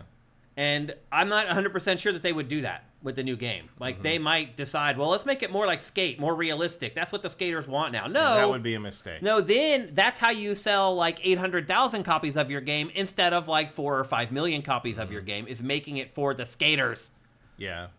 So... Anyway, I'm with you, Matt. I don't think this is necessarily a given that, we're going to get a new Tony Hawk game out of this. I think best case scenario is we get remaster like 3+4, like we did with 1+2. Mm-hmm. But I would like to see a new Tony Hawk game. Honestly, I would love to see a new one. Obviously, I come from that whole culture. I skated for like 11 years, like hardcore for 11 years. I still skate every once in a while, just like go and push around and ollie here and there. But I'm not a skater anymore. You're asking for death. Yeah, I mean, well, the last time I seriously tried to skate, I went and skated across the street at the grocery store. There's a curb there that everybody skates on. It's all waxed up and everything. I skated there, and I was like, oh, I'll go get like some groceries or whatever, and then I'll skate back to my apartment with the groceries. I was skating back with the groceries. I had a bag in each hand. The skateboard hit the wheel, hit a pebble or whatever, and stopped dead, and the weight of the groceries just launched me off the skateboard. I should have let it go, but I didn't. But the inertia of the groceries just pulled me off the skateboard. I flew I don't know how far and landed, and I broke my wrist. Wow. And never went to the doctor. And now my wrist just is jacked up forever. So, yeah, to your point, I probably need to chill out on the skateboarding. As you get older, like back in the day, I could fall like that 80 times a day and not even notice it. Now you fall like that once and you break a bone. So that's the crappy part about getting old. Your bones get brittle and you just can't do stuff like you used to. Retro Modern Gamer says, did you see the new Skate? Should be revealed soon. They already revealed it, Retro Modern Gamer. The announcement today is that it's coming out in 2025. They've been working on that game for 4 years already. And now they're like, it's coming out in 2025. Early access in 2025. I would not, Retro Modern Gamer, pin your hopes on the new Skate game. I think it looks awful. I can just see it. Like, it just, the physics in the game are not right. It's like you launch, and then you're just going into an animation routine. It has nothing to do with how you're falling or how fast you were going. It's like you launch, you do your trick, he does the animation, the board does its animation, and then you land. Yeah. Like, it's like the footage of Tony Hawk there, you could tell, like, that was... What the character's doing on screen is what you're doing on the controller. Yeah. And there's a direct connection between you and the character. Visceral on the connection. And it doesn't... That skate footage doesn't feel like it would have that. I've never been a fan of Skate, honestly. I felt it was kind of like amped freestyle snowboarding for the original Xbox, where it's like, hey, we're going to make this as realistic as possible. And it's not fun. It's like, even as somebody who does those things in the real world, I want it to be fun when I play the game. You want the fantasy of it. Yeah. It'd be like... Here's Madden NFL, except it's just you in a parking lot with a bunch of people. Except like, you run a 5.840. Yeah. And everything looks like it's in slow motion. It's touch only. Flag football. Flag football. Yeah. Yeah. So anyway, that's the latest on the here for that. We're here for SSX Tricky, motherfucker. Seriously. Yeah, that's what I want, the fantasy. So anyway, that's the latest news on the next Tony Hawk. I wouldn't hold my breath, though, thinking that it's actually coming. I tend to think this may be Tony just full of wishful thinking. I think there'll be like a live stream and maybe a contest. I mean, it'll be for the 25th they'll or acknowledge something. it, but it's like things like even today, like they did people were curious because last week Hasbro had like a big PulseCon thing. It's their online store is Hasbro Pulse. I don't know why it's called that, but like they it's supposed to be current sounding, I guess. Yeah. But they announced a bunch of stuff and showed a bunch of things for all the different brands, and it was like, and they're like, oh, next week is Transformers Day. Today. This is Transformers Day because it's the premiere of the original show. And I wonder what they're going to show. So they did a live stream this morning, and it was like nothing. It was like Walmart exclusives we already knew about, and like this other thing, and it's just like, what were you doing? Like, what was the point of all that? Like, there people got up in the morning for this shit. Yeah. Dude. Like, what are you doing? And so that's sort of like what I expected of the time. Maybe not that bad, but like it's gonna be that thing where it's like, oh, we're doing a thing. It's just like, yep, we're all here, you know. Or what Hasbro also put up a bunch of like voice actor interviews today of like the original voice actors talking about back in the day and what they think it means and still doing them now. You know, like, a bunch of guys are still doing the voices for them now. That's funny. Like that was the thing. Like some of the best answers you get out of those guys is when you ask like, "Hey, when you walked to the audition in 1984, did you think you'd still be doing the voice when you're in your fucking 70s?" You know. Somebody asked Welker that once, and I think he said something like, "If I'd known that, I would have picked a voice for Megatron that was easier in my throat." Seriously, yeah. If you'll notice, Frank Welker, you can recognize his voice in a bunch of things. He's Fred from Scooby-Doo, so you hear that voice all the time. You hear the animal voices he does. You hear the Dr. Claw voice he does all the time. That's what Soundwave is without the vocoder on him. You don't hear him do Megatron for anyone, because Megatron is basically him tearing his throat up to sound like that. Yeah. It's bad. He only does it when he's paid. Right. But like, I don't blame him. Like I'd imagine Tony Hawk could get something like that. We'll do like some videos of the various skaters, or we'll go back and we'll do interviews with the guys who were in the first one, because there weren't that many. Right, like, exactly. Like, where is Alyssa these days? Whatever her name was. I got if you can, which is a good question actually. They did as somebody who follows skateboarding, I do not know the answer to some that. of those. I'd watch that. I'd be interested at least to see how those people are doing. Me too. In their 50s now. Like, are they getting recognized in airports the same way? Definitely not. Wow, everyone ever told you look like Tony Hawk? No. There was a good one. Capcom did a good one this week with Resident Evil, where they did the original live action actors from the original Resident Evil 1. Oh, I missed that somehow. Not all of them. Chris, Barry, Rebecca, and Wesker. The guys in the most of the important ones. Not the voice actors, the live action actors. They were in the FMV. They played Resident Evil together and like did like a whole thing. It's a lot of fun. That's cool. Like and like. Wesker still. I mean, he still looks. Barry and Wesker still look like Barry and Wesker. Wow. Very much so. That's crazy. And apparently Jill, like, there's a whole. I didn't know this until this week because everyone's like, "Where's Jill?" And they're like, "She still won't talk to anybody." I'm like, "What?" No one knew who played Jill in that for years until someone tracked her down. She's like some. She was a model for a while at some stuff, but she was like 15 or 16 when she did that. She was living in Japan as like for whatever, going to school there, and like they just pulled out like whoever was willing to come out to get. None of the people in that were like professional actors. I don't want to shock you. Yeah.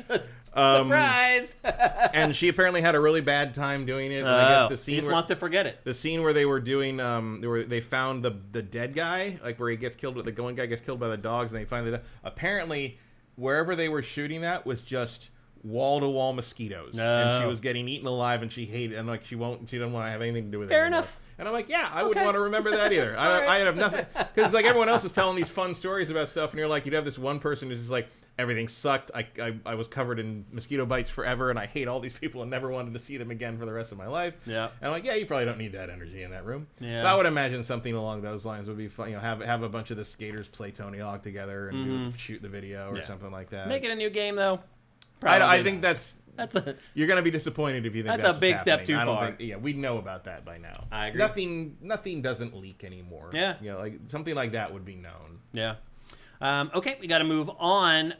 Next up, the Madden curse. Do you guys remember that? Remember how every year the cover athlete on Madden would get injured and be out for the entire season? And then it kind of disappeared for a couple years. And then the last couple years, players on the cover have, in fact, got injured, but they were out for like a few weeks or whatever. It wasn't a big deal. Well, for those of you who play fantasy football like me or just follow the NFL, you probably know this already, but Christian McCaffrey was on the cover of Madden this year. He is also the first overall draft pick for fantasy football drafts. And there he is. He is the San Francisco 49ers running back.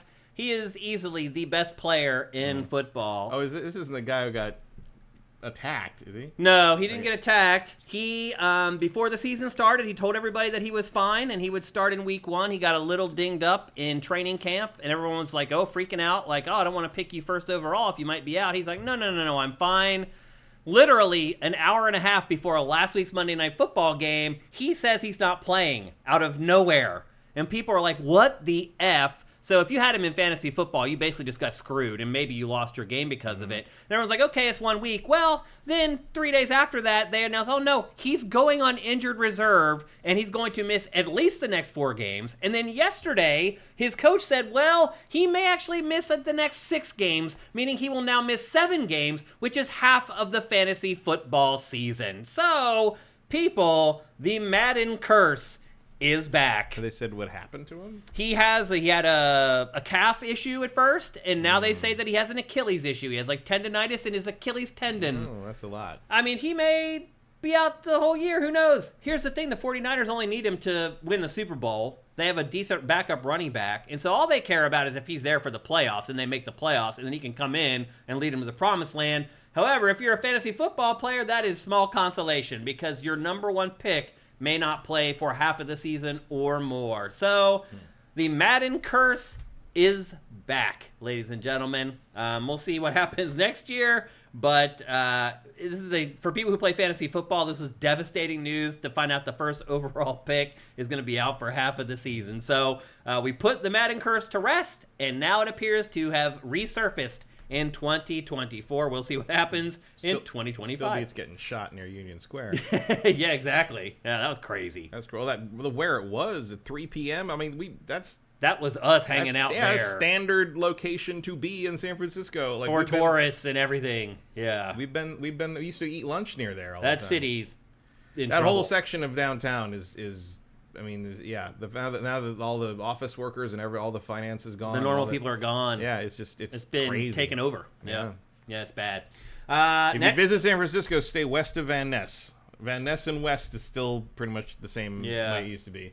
But like all that area, go to all downtown the theater is district. Completely different. Downtown is basically it's all like the theater district used to be. Used to be. Like, the theater district was always just taking over the whole downtown. That's kind of universal though, isn't it? It's like you say someone like it's like any city, you're like, where is it? Oh, it's in the theater district. I was like, whoa, theater district. That's always where the crazy shit I'm okay. happens. I think I'll go somewhere. That's even true in like London. It's like it's like We even think back to New York up until the last 10 years. Like that whole area of New York City was until like they cleaned it up, where all the prostitutes were. I stayed. We went. My drama group in high school. Like the drama teacher took some of her favorite students to New York to see Broadway shows, and we stayed in Times Square. It was 1994. It was actually the week. It was the week Kurt Cobain killed himself. Oh wow! I remember that was on the news. We got back to the hotel for and like that was the news. I'm like, holy shit! But we were in the middle of Times Square in 1994. It was one of the crazy. I mean, it was exactly like the fucking Marvel comic books depicted. It was like fucking Hell's Kitchen shit. We would navigate through the X-rated movie title marquees, like because there were all the porn theaters everywhere, yeah. and we knew, we whistled. I go, that one's that. Now we turn left. And as soon as we got to the one that was, as soon as you get to W Does Dallas, you make it right. No, it was. I still remember it was our hotel was across the street from the theater that was playing Hot Cross Buns and Backdoor Lovin'. I remember that to this day. Hot cross buns. I went out to because we were hungry, and I went out to a corner store and I got Teddy Grahams and Doritos from me and my friend, and we were walking back to the hotel, and I was like, oh, there it is. That's how we get home. Yeah, we didn't have phones. We had porn theaters. That was how we navigated then. Matter of fact says Vancouver's got a big problem with random attacks, lots of mentally ill people left to rot in the street. It's sad, and that's the truth. It is happening everywhere. Like we're talking about San Francisco. It's happening everywhere. The little small town in Carlisle, Pennsylvania, where my mom lives, there are homeless encampments behind the grocery stores. In this little town of 30,000 people. And to your point, matter of fact, it is all about the fact that these people are mentally ill and they have no place to go. Yep. Ronald Reagan closed down all the insane asylums in the 80s, and it has just been a gradual downhill ever since, as these people have nowhere to go. And if you're wondering why it's worse in San Francisco and California, it's because he did that in California when he was governor before it was federal. So that California is like a 10-year preview of what that's going to look like from the rest of the country. Also, our weather here is so awesome that every forlorn person in every little rural town in America, when they decide that things are too much, they hitchhike out here. To California, yeah. Although, if you're going to San Francisco for that, I have news for you about the weather. Yeah. Like, I don't know why you'd want to stay in San Francisco. Everyone thinks San Francisco is like Surf City, USA. People would come to visit me there. They'd bring like their swim trunks and their tank tops. And like, by the second day, they're in like the tourist shops buying a fleece. Exactly. I'm like, okay, well, the first thing we're going to do is we're going to go out and buy you a jacket because it's July and you're going to need one. It's funny. Yeah. So anyway, it's happening everywhere. Matter of fact, it's not just San Francisco or LA. It's every city, and even not even cities, just little towns. Don't believe the whole like, oh, liberal policy is created. It's like, no. First off, Reagan did that, and second, it's everywhere. It doesn't matter. It's really sad anyway. It's like and it's going to hit a critical mass at some point, and I don't know what anybody. I used to give money to homeless people, but I just can't do it anymore. There's just too many of them. Like seriously. Like when I live in Philly, and if I walked out of a store, there's a guy there, I'd give him like the change that I got or whatever. I can't do it anymore because it's like, oh, I'll give it to you, and then there's 4 people standing here who are like, "Where's mine?" And like they're aggressive and angry. Like, well, a few weeks ago, I went to the Ralph's near here, and I went, and there's a guy who's usually outside of the Ralph's. He's a younger guy, like late 20s, early 30s, with a dog. And I was walking by him, leaving my car, and he's like, "Hey, can you help me out?" And I ignore people. And he's like, anything, any food I can make. And I stopped because my dad used to say, like, if someone's asking you for food, they're asking you for help. I go buy food. I will go inside and buy food and come out and give it to them. And sometimes they'll say, I don't want it. Right. And they'll get mad and be like, no, I want money for drugs, dude. My dad, I'm not saying my dad had a particularly enlightened view of the unhoused, but like, that always rang true for me, you know? So I said, okay, so I stopped and turned around and said, okay, what do you want? And he's like, oh, I don't like a turkey sandwich, and if they have like honey mustard, I like honey mustard. I'm like, okay, great. So I went in, and I said to get that first because it was like a week's shopping, so I was going to be in there a while, and who knows if somebody's going to make him move or whatever, and I couldn't find him again, and I'm stuck with a turkey sandwich I don't want. So I went and I got like a big turkey sandwich and a thing of honey mustard, and I bought a bag of treats for the dog, sirloin treats for the dog, which was more than the sandwich. Yeah. What are we doing, everyone? And I went out and brought it to him, and I was like, here, I want to get it to you because I'm being there a while. He's like, oh, thanks. And like, I go back in, and I come back out like half an hour later, done with the shopping, and he's still there, but he's like holding his dog away from this guy. This guy's walking by about our age, maybe a little older, a couple of years old, but he's yanking his dog away from the homeless guy's dog and yelling at the homeless guy about it. And he's wearing a shirt that says, "Work harder, millions of people on welfare are counting on you."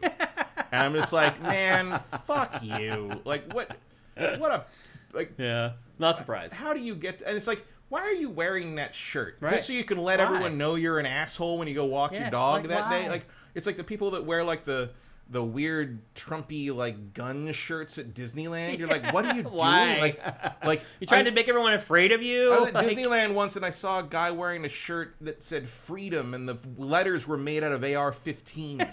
I was Disneyland. Like, why do you wear that to Disneyland? It was his big chance to show the liberals. Like, if I was at the Riverside Air Show, sure. Like, that's a venue for that. That's why not. But, like, Disneyland? One time we were walking from the parking lot, and we were passing this car, and it was like a guy and his wife, and she was putting the kid in the stroller and everything, and he had a shirt on that said, let's go Brandon. Mm-hmm.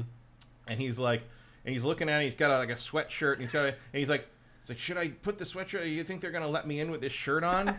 And his wife, without even looking up at him, goes, they shouldn't. That's funny. Like, imagine having that little of a personality that you have to wear weird political slogans to Disneyland. Because I think they look at it like, well, then at least someone will acknowledge that I exist. And it's always this sort of shit. It's just like, you want to start some shit with the Eagle Man? I'm just like, here, but in front of a small world. Like, what, you don't even understand the point of this ride. No. Oh, anyway. Next up in our headlines, and we have a lot of headlines today. This week it came out that Rockstar had approached an artist who had a hit song. This was a couple weeks ago, though. This is last week. Was it last week? Yeah, it's been this past week. Yeah. Rockstar approached a guy. I was surprised we didn't talk about this last week. Really? Yeah. Because I argued with people about this already. Oh, really? Yeah. Oh, okay. Well, basically what happened is Rockstar wanted to use this guy's song, one of his songs from, was it the 80s? Yeah. The 80s. It's a song called Heaven. Oh, the band was called Heaven 17. But this is also, this is a guy who was like one of the key people in Human League, and like he wrote a lot of songs from like new wave stuff, and like you'd recognize a lot of his stuff. Yep, and so they wanted their song in Grand Theft Auto 6, and they offered them, for the 3 songwriters, $22,500. So it worked out that each one of the 3 songwriters got like $7,500, and that was in perpetuity, forever. So At the very least, it's nice to see Rockstar recognizing that we might want to remaster this one day, and so we need the rights to the songs forever. Like, yeah. So good job on the foresight. Yeah, and I'll say this. However, when I first heard this story, I was very pissed. I was like, dude, that is like the lowest lowballing of the low balls. And then I started reading some of the comments on Sifted about it, and I will say this. My opinion started to change a little bit, because a lot of people on there were like, it's hard to figure out whether it's a good deal or not, because this song could get exposure in the game, and the game's going to be played by 100 and some million people, and then maybe people go buy the album after they hear the song. I don't know how much of that activation works, honestly. Nothing. Yeah, because he addressed that, and he said if 1 million people go buy the song or the album, we will each make about $1,000 on Spotify. So if there's 1 million streams, that's about what they get make. About $1,000 to split between them. Yeah, and it's like. That's worth nothing. It. No. Yeah, and the price is crazy, because it's like I once tried to we tried to use what was it? Don't You Forget About Me for the final episode of X-Play, and their original quote for me for that was $30,000 for 30 seconds to be in an episode that was planned to air for 6 weeks and never again. Wow. So I mean, Rockstar knows, and that was 12 years ago. Rockstar knows how much this stuff costs. Right. The sequel to the biggest entertainment product ever. Of all time can pay more than that for a fucking song forever. Yeah. I mean, ultimately, that is a giant fuck you to me. Well, that's what he said. He said GFY. Good.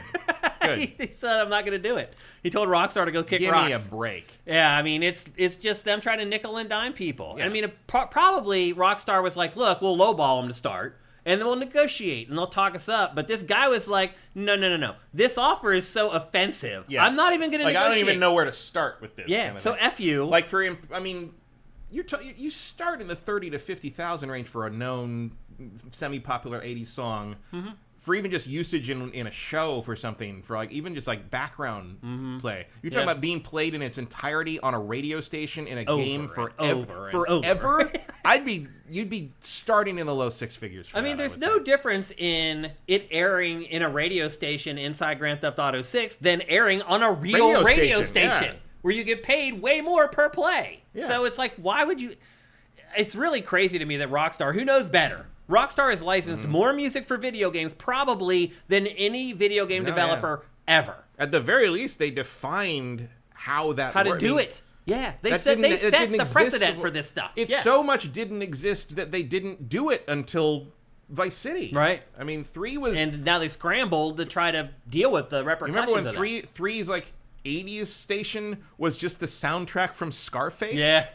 That's right. I forgot about that. And I used the "Take It to the Limit" song in the review, and Annalisa, the showrunner, was like, "Why did you use that weird song?" I'm like, "That's in the game. It's from Scarface." She's like, "That's you didn't get that from the library?" Like, no, that's from Scarface. She's like, how did she not know that song anyway? I'm sure it's really popular. I don't imagine the British documentary maker was really watching Scarface back to back a lot. Not. I don't think that was her jam. Yeah. So we both agree on this, that Rockstar is trying to lowball him. He was right to say F off, and yeah, I 100% agree with him. Yeah, a lot of people on the site did not agree with that perspective, though. They were like, man, the opportunity to get your There song... is no opportunity there. If you're a younger artist, maybe that adds a little more weight. Yes, but again, the payout for that is nothing. Yeah. Like Spotify pays you nothing. Yeah, it does. It's artists hate Spotify. Yeah. They really do. It's pointless. So trying to structure anything after Spotify is not going to ingratiate you with artists. And you're talking about a game that's they're going to have what? 80 songs, probably more. On that? Yeah. And you're gonna have one station, one song, someone happening to pick that song out of that station. They're like, oh, I like that. And then actually remembering to follow up and go look at it and find the thing. It's like, and it's like it'd be one thing back in the day when they were releasing soundtracks for this, and you get a cut of the soundtrack sales, like Vice City and all that. They have the box sets of things. San Andreas did that too. That doesn't really exist, and people don't buy that shit anymore. So it's like. Yeah, there's no upside to that. Yeah, I think the conversion rate's way too low for it to be worth the while. And the thing is, yes, there might have been a negotiating, but again, he's not. That song isn't big enough that Rockstar would waste their time. Oh, when he said GFY, they're like, okay, it's like they're not going to fight to have this song. They're that's probably someone on the team was like, oh, I like this song and I want to include it. I'm sure Rockstar thought it was doing him a favor. Probably. Yeah. But I don't think they were. I mean, the Yeah, royalties from that come from licensing from all these other things and popping up in other stuff. And again, I mean, if people find out how much Rockstar paid for that, that's going to devalue how much you can license that song for other things too. It's all around a bad We actually idea. have our contract workers in our chat piping up about this, and they're like, man, if you've ever worked as a contract worker, you know this is a slap in the face. Erebus Jones says the dude is 70. He doesn't need exposure. He wants money. Of course. Yeah, absolutely. C-Note 51 says, every time I hear I Ran by a Flock of Seagulls, I think of GTA Vice City. It was the commercial. That was the song for the commercial for Vice City. Right, that's true. That's why you remember it that way. When I hear it, I think of when I was alive and that song was popular. What's up, Shane A28? Thank you for Twitch Prime. Corey Film, thank you for Twitch Prime. Vice City is older now than the songs were when Vice City came out. Yeah. So. Yeah, I mean, it looks like most people in chat are agreeing with us. I think most people who work as contract workers... Yeah, the people know. And it's Rockstar. It's GTA It's ridiculous. 6. It's ridiculous. Slagathor says, if you've ever freelanced in a creative job, then you know what a slap in the face it is to be paid in exposure. Because he's right. That is what people say to you when they want you to work for free. Yeah. They're like, oh, the exposure. Oh, you're exposing yourself to this. No, bro. You need to pay me. I'll expose myself to you, you little shit. Get over here. I got something to expose to you. Well, I'm sorry. I don't know how this works. I'm just a simple musician. Can you hear this? Do you want me to turn it up for you? So anyway... It looks like we're all on the same page on that one. Yeah. Although, again, the argument on Sifted on the site, there's a lot of people that are like, no, like, that's fair. Those are people who think $7,500 is a lot of money. Probably. Which, I mean, technically it is, but not... But not in the grand scheme of things. Not in the context of a, 40-year-old hit song for a professional musician who's written tons of hit songs being approached by the biggest entertainment product of all time. Ever, yeah. You made billions. Yeah. And you are going to make billions on this game. They'll make $1 billion in the first 8 hours it's on the market. You could pay everybody. I mean, you could pay everyone on those radio stations $100,000 per song. That's going to cost you like $8 million. You'll make that back in the first 5 goddamn minutes. I know, it's really of insane. GTA 6's existence. Yep. That's minimum. I agree. Minimum. Yeah. No. Yep. Next up in our headlines, something crazy happened this week I've never heard of before the entire time I've worked in this insane industry. This was bonkers. I had to read this twice to believe it was true. When I saw the headline. I was like, wait, did I read that right? Is that what happened? So, and indeed it was. This week, so Annapurna is a media company. And somebody told me that they're financed by some huge financier, and it's a little shady where the money's coming. Anyway... but they are two parts. There's Annapurna that deals in film and television and pop culture stuff, and then there was the Annapurna, the games group. But they were all a part of the same umbrella. And the Annapurna games group was like, look, we want to break free of the mothership, basically. I think it felt like the mothership didn't understand the games business as well as it should and was making poor decisions for Annapurna Games. And whenever the mothership is doing that, especially these days, you're like, oh, we're all going to get fired. Right, you're going to lose your job eventually. Yeah. And so they were like, look, let's figure out how to break out the games part into its own business so we're a little self-reliant. We don't have to worry about the mothership so much. And ultimately, the mothership was like, F you. You're going to stay a part of Annapurna proper, just like you always have been, and the entire Annapurna Games team quit. That is just remarkable. The entire team. Not even one holdout. You know how shitty you have to be to get everyone at a company to agree to do the same thing at the same time? Yeah. I don't know how many, that's some fucking 1800s union busting shit right there. That's some walking out of the factory because they won't give you gloves to operate the machines stuff. Yeah, you're right. Annapurna, in my opinion, was kind of like the AAA indie. Them and Devolver are kind of the two indie publishers. Yeah, they were definitely the ones that sort of rode the edge. A little more bougie. It's kind of feels like the last step before you're making like a AA thing or something. Yeah. And so this game, Open Roads, is one of the last games that is put out. That Lorelei with Laser Eyes or whatever, that was also an Annapurna game that we talked about not that long ago.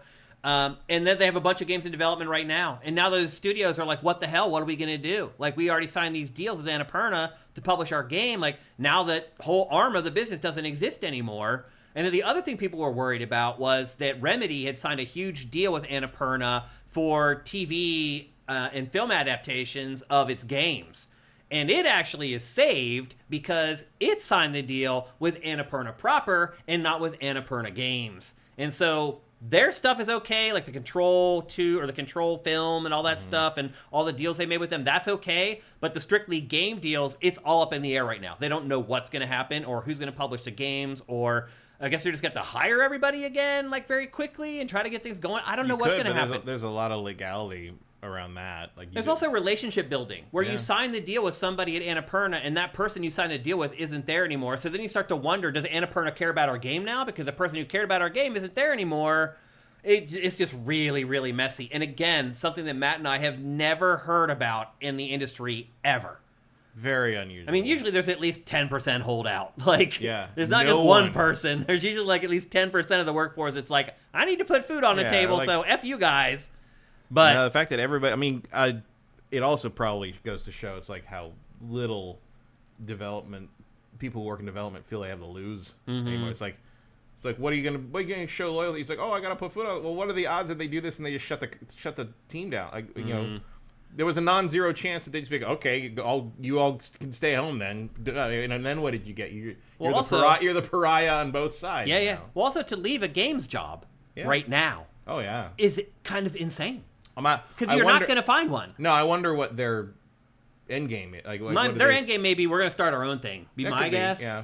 But still, that's a huge risk, man. Because I mean, if this has been warming up a long time, I'm sure if I'm in management there, I'm looking for other investors and maybe like other opportunities. But the money's all dried up right now. Like it's. Yeah. It just shows you, the point I was getting at is it shows you how bad the situation was there if all those people were willing to give up their jobs, knowing finding another one was going to be really, really hard. In this state of the industry, that says something that everybody. Sound Wizard says, I am working on Control 2 and we're fine. First of all, Sound Wizard, hearing that you have got a big contract and you were working on that game, I am giving you a round of applause. Thank God, man. That is so good to hear that you have found yourself another big contract, you and SoundWizardry.com. That is freaking great. Awesome, man. That's good news to hear. Saber Juno says, frankly, there needs to be more walkouts in corporate America anyways. Yeah. Well, the problem is in corporate America, there's no unions. And so you're not protected. If you walk out, they're just going to fire you. Yeah. That's the problem. All corporate America is at will, meaning they can fire you. They don't have to tell you why. Especially in the tech sector. Yeah. It's brutal. Amazon just sent out this morning, an internal letter saying that everybody starting January, everyone has to return to the office 5 days a week. I saw that. Which is just a way of laying people off without paying severance. Ubisoft just announced today all employees going back 3 days a week. And Ubisoft, I get it a little bit more because it's in mortal danger right now. Yeah, Ubisoft's not doing great. I don't think that's going to turn its fortunes around, but I can understand why it would do something drastic and stupid. And there should be also, there should be some kind of object lesson. Whatever happens to Ubisoft going forward, I don't know. Hopefully they find a way to pull out of the tailspin. It really is amazing how accurately Ghost Recon Breakpoint was named. Because it was. Because that's kind of where it all started. It feels like that's where it all started going south. We're all going off the rails. It really does. Yep. That's a good point. But you remember when they were invincible? Remember when they were the biggest thing in the world? They still have crazy IP. Oh, yeah. Like, they can totally turn it around. Do you remember that period where people were like, how can anyone fail? How can anyone compete with Ubisoft when they just put out all this shit over and over? And they had Just Dance, they had Assassin's Creed, they had Ghost Recon, they had Rainbow Six, they had Watchdog. It goes on and on. It just never Far stopped. Cry. You just can go on and on. And now it's just like, we don't know if they're going to be around much longer. It's like, remember, nobody's invincible forever. Maybe if you're a hardware manufacturer. I mean, it's hard to imagine Sony or Nintendo going away. It's also hard to imagine Nintendo. I mean, Nintendo maybe came close a couple times in terms of like theory, but they had a war chest that would made them survive. I mean, they had their cash reserves. I mean, Nintendo is the least likely. Yeah. Because its war chest now, by the way, is like 5 times that size. Right. Like, it could literally fail for like 4 generations in a row and still be fine. Yeah. That's how much money Nintendo Like has. Ubisoft does not have that kind of No, reserve. and even PlayStation doesn't, because No. PlayStation is a part of a bigger business. Right, and PlayStation's division is basically propping up a lot of the rest of Sony. Let's be fair, it kind of is Sony at this point. Yeah. The PlayStation brand. Like like Sony Pictures pulls out a win once in a while, but like usually it's by accident. Mm-hmm. And the systematic destruction of the Spider-Man license right now is just remarkable in terms of like I don't know how you screw it up. I don't know what kind I don't know who you have to be to think that Craven movie looks good, but I don't think I want to talk to you about it.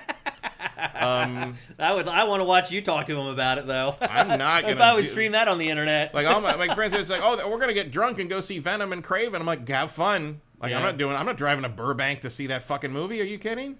JJ Forcebreaker brings up the classic Rainbow Sixes are dead. Yeah. Like, you're not getting like single player Rainbow Six Splinter games Cell. anymore. Splinter Cell is gone. Far Cry, the last one, bombed. Yeah.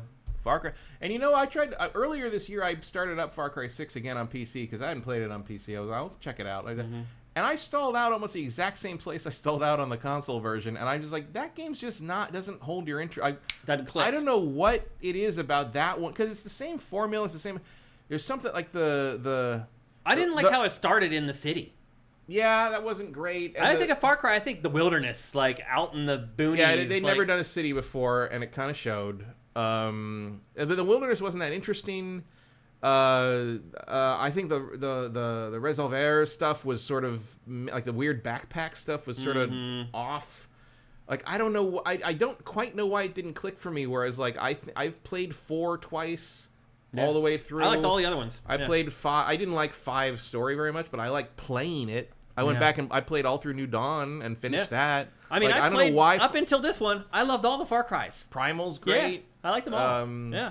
I don't know what the problem. Varying degrees of for me. I don't know what the problem with 6 was. I think it's like it was set in the city, and that team does not know how to make a shooter in the city, in an urban environment. The city. Like the city was like 10% of the map. Like I mean, it starts there though. It starts off on a really bad jump. Right, but then you're kicked off into the middle of the wilderness and you spend. But it's like even that wasn't very interesting. Yeah. You have to basically fight your way back to the city because the city's like high level stuff. It's just I don't know. It's real easy, and even for a Far Cry game, like everyone's really stupid. Yeah.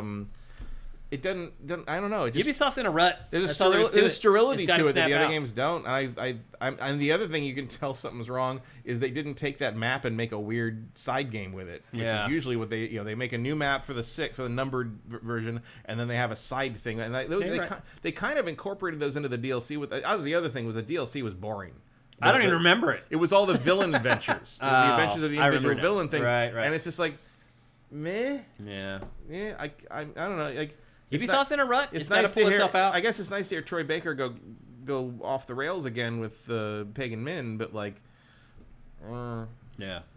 A couple more smaller stories here in our headlines as we wind it down.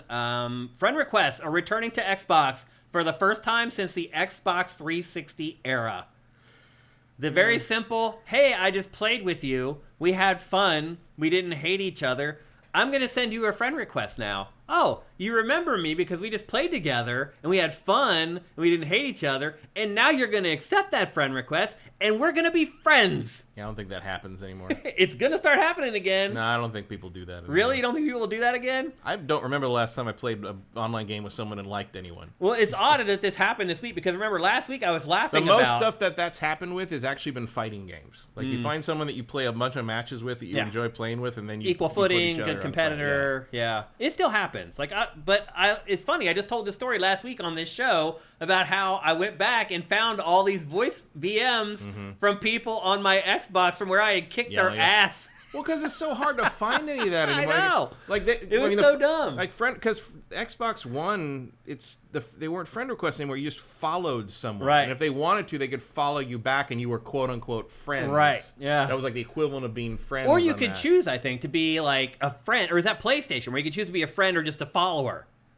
That's Xbox. I think PlayStation has it too. Well, no, I think PlayStation has like permutation, but like the way Xbox worked was you followed someone, and then they could follow you back, and then you you became friends. That was technically the equivalent of being friends on Xbox 360, and then you could add those people to your favorites list, which was like a specialized friend. Like that's all the people I know. The people I know in real life are on my favorites list, and then the online people are kind of in the general follow back realm. But like you don't even see that. I don't even see this stuff pop up anymore. Like it used to be, you're playing a game on Xbox, somebody wanted you to be a friend. It popped on the screen. It's like, hey, they sent you a friend request. I remember that guy. We just teamed up and did awesome stuff. Yes, I want to be his friend. Like that went away. No, you look at the message. Like the messages are buried like 2 tabs deep, and like I look at the messages, and I was like, oh, it's something Xbox sent. It's an official Xbox thing. You're right. I got like 6 months ago. It was like crying wolf because you'd be like, oh, I have a message. You go and check it. It would be some goofy thing from Xbox. It's like, oh, I guess I don't get any relevant messages anymore, and you just stop checking them. Yeah. So anyway, hopefully this brings it back a little bit. I like the old friend request system far more. It's remarkable how much like the Xbox, just it's gotten worse over time. The Xbox Live stuff was it really did kind of create a weird little community sense on the 360. Yeah, and you just all went away. They just wiped it away with the way they did it on Xbox One. It's so dumb. And then they didn't restore any of that for. I mean, I don't necessarily need to see what people are playing popping up all the time. Yeah, me on either. Shit, yeah, or like when someone's online or whatever. Yeah. But Steam does that to some degree, and it's like sometimes it's like, oh, someone's playing this game. I've turned that off because I'll be capturing footage for the show, and one of you guys will like join Steam, and it ruins the. No offense, it ruins the footage. If you're capturing footage, you got to do. Yeah. That. Well, then like sometimes I play stuff and nothing pops up, and then like Jedi Survivors like that. Not Outlaws. It was just like a game by game thing. Yeah, it's like they don't support the overlay or something, and like I'll quit certain games or even A Park Full of Cats, which just came out. It's a hidden picture game that came out, and you can do all the achievements on that in like one go. It's just like one big map, and I did the whole thing, and I quit the game, and in the corner of Steam, for the next 5 minutes, it popped up because all the achievements kept popping up because it was all of them, and then every person who'd come online or started playing a game, it popped all of them up in increments of 3 for the next 15 minutes. Yeah, and I was like, that seems inefficient. Like I don't see the point of that. Like show me the thing in the game. Why do I want to see the thing in the game? So anyway, it sounds like the good system is going to come back to Xbox. Does it matter at this point? It feels like anything Probably Xbox does hardware-wise doesn't really matter anymore.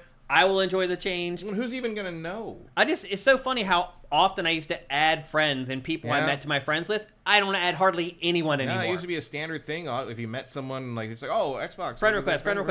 Now we're friends. Now it's just like Instagram and you're done. That's a good way to put it.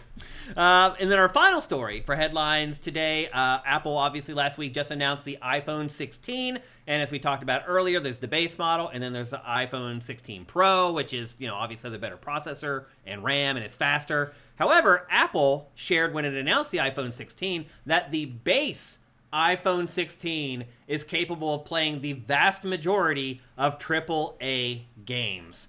1, Matt, do you believe that? And 2, does anybody want it?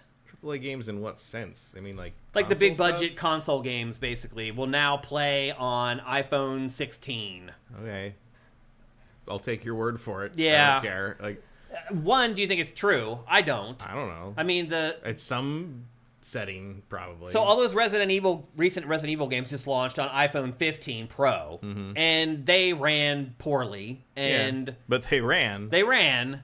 But now they're saying with the 16 base model that's improved, and the base model can run these games without sacrificing and blah, blah, blah. I do not believe that. Yeah, I don't know. I could see that we're like medium low settings or something like that. I mean, probably not. You're not getting a 4090 out of this thing or anything. Who cares? That's my next question. Who cares? Does it matter? Why is Apple even talking about this crap? I don't know. Like Apple, I mean, Steve Jobs hated video games and thought they were a waste of time and computing power. Like the only thing he seemed to ever have a use for video games for was to trick Steve Wozniak into doing free work for him. Right. With Breakout. Right. Yep. And like Apple very consciously avoided video games for years and years. And it has been a recent change. Yeah, and like in the 90s, obviously, like, stuff barely came to Mac. Although I do have a giant cardboard box full of Mac versions of things from the 90s. If anybody feels the need to archive any of that, I haven't thrown them out because I'm just like, well, what if someone wants to preserve Unreal Tournament for Mac? Like, for whatever, I don't know. But this is all the Quake games for Mac OS 7. Like, we might need that one day. I don't know. System 7. They didn't even call it OS yet. I don't know. So I think just like no one thinks of Apple as gaming. Like I struggle to see a day where anyone's going to hard pick to up remember it exists. Yeah, where anyone's going to pick up their phone and say, "I'm going to play a AAA console game instead of a game made specifically for that platform." I just don't see it. I would never do. I mean, I'm sure there's people like that out there. I don't care how many grip controllers there are. Yeah, I would never. I don't think it's going to ever happen that way. I just don't. Even if we do get to a place where... I feel like if you're that into that idea, you have a Steam Deck. Yeah, you're probably right. Because I know you can afford one because you're buying an iPhone 16. Right, yeah, which is like $1,100 for the Pro. But again, I think we're conditioned at this point to just pay $1,000. You could get a Superion for that. That's right, you could. But you won't get as much use out of the Superion, I don't believe. Not. Superion doesn't answer emails as well. Yep, that's true. But anyway, Apple dedicated a bunch of its presentation to that. I found that interesting. Like, I just don't understand where it's going with this. I think it just doesn't have a lot else to talk Maybe. about. And all its empirical data is telling it it's not going to work. I mean, I'm not, I've been using Apple products since like 1986. I like them fine. I'm stuck in their environment because I've spent, I have too many programs and things on my phone. It's just where all my stuff is. Yeah. I wouldn't want. Also, I don't like Android OS. Like I'm just like this. None of this makes any sense. I realize that like part of the reason it doesn't make sense because it does more stuff that Apple won't have for 2 more years. Yeah. But like, I am not any kind of Apple like cult person. I don't care about. I mean, this is what I use. I buy a new iPhone when the time comes that my old one doesn't really work anymore. When my battery stops holding charge. When the battery starts lasting all day, that's basically it's like every 3 years or so. Yeah. That's what I do. I even break. Usually I will get the top end of anything. When I'm buying cars, you get the Pro but I can't get the top end iPhone because they're too damn big. They are. I won't fit in my pocket. They're like a mini iPad now. Yeah, they're huge, and I'm just like, no, it doesn't fit in my pants. You see the weirdos that have them like strapped to their belt, and it's like this big old like panel. It's a shield. I'm not wearing a holster for a gun or a phone. I do not do that. Yeah, you're a concealed carry guy. Yeah, I can. You don't know what I got. I'm strapped. Okay, well there you go. That is our headlines for GameFace episode 403. We're about to get to talking about the games that we've been playing this week, but before that, here's a word from our sponsor, LS Cream. LS Cream is a fine cream liqueur created by fellow gamer and sifter Stevens Charles. It's inspired by an ancestral recipe from Haiti called Cray Mass, and a double gold winner for its original taste at the New York Wine and Spirit International Competition.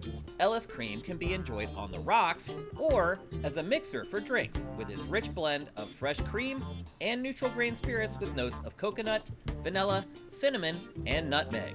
It's great in coffee or to make espresso martinis. To learn more, discover amazing drink recipes, or to track down your own bottle using a handy store locator, head to creamls.com/sifted. That's creamls.com/sifted. That's right, people. It's Cray Mass o'clock right here on GameFace at SIFTD.net. We love LS Cream, and we're all about making sure that you discover it so you can love it too. So go to creamls.com/sifted. There you can find a locator to help you find the drink locally, or you can figure out a way there to get it shipped to you. And in some states, it still is not there. They have been fighting to try to get better distribution in the U.S. because they are a Canadian company. I don't know if a lot of people realize that. They are headquartered in Montreal.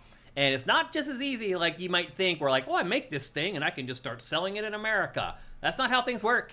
And particularly with like alcohol and stuff like that. There's all kinds of regulations and hoops you have to jump through. So while they're working on that, creamls.com/sifted is your best resource to make sure that you can get it no matter where you live. Again, there's a store locator there, and it will tell you how to find a place where you can get it shipped. I do think most Bevmos have it at this point. Yeah, they have it around here. Yeah. I'm sure it's state by state. Yeah, because again, state law is different across every Not state. even, is Bevmo nationwide? Is that? I think so, yeah. I think it's East Coast now. Like, you have one in Pennsylvania? Cause like I have not seen one. No, there's not in Pennsylvania. Yeah. Well, maybe they do, but they don't sell liquor. Although you would wonder why they would that open be? them. Yeah, that's kind of it the would be whole all thing. soda and like ginger ale. Yeah, that's a lemonade stand. Right. is what that Yeah. is. So my guess is Bevmo is probably not in PA. That's just be like mixers and that's it. Not Pretty not much, beverages yeah. and more. That's true. But anyway, again, go to creamls.com/sifted. Make sure you use that URL so they can track that you guys are going to the website from Sifted. So make sure you use that and hook yourself up with some LS Cream. Matt and I love it, and we know if you try it, you will love it too. And with that, it's time to talk about the games we played this week. And I'm just going to say it right now, Matt. It has not been a great week for video games. It's a bit of a lull. Yep, we are kind of in this lull before the next storm that's coming next week. We'll have the new Zelda in next week's show. We'll have the Plucky Squire in next week's show. Next week's show should be a banger.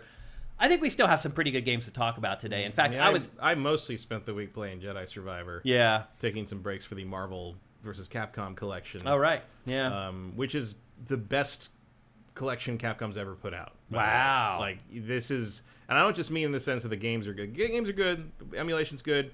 It's the only home release of these arcade versions that we've ever seen in some cases. Like, the home versions, even the Saturn versions, were not really the same game in a lot of cases. And the main thing I will note, and if you want to watch Maximilian Dude's review of the collection, he gets into this in a really good way with good visuals. The gallery has, I mean, you kind of expect the gallery to be like the same artwork we've seen 1,000 times on all these games. They went in and they scanned the design docs for these things at like 4K. I've never seen this art so high res. I've never heard you talk about a gallery. Well, because I've never GameFace. seen half this shit before. Like, there's a thing, and go watch Maximilian Dude's video. He talks about this.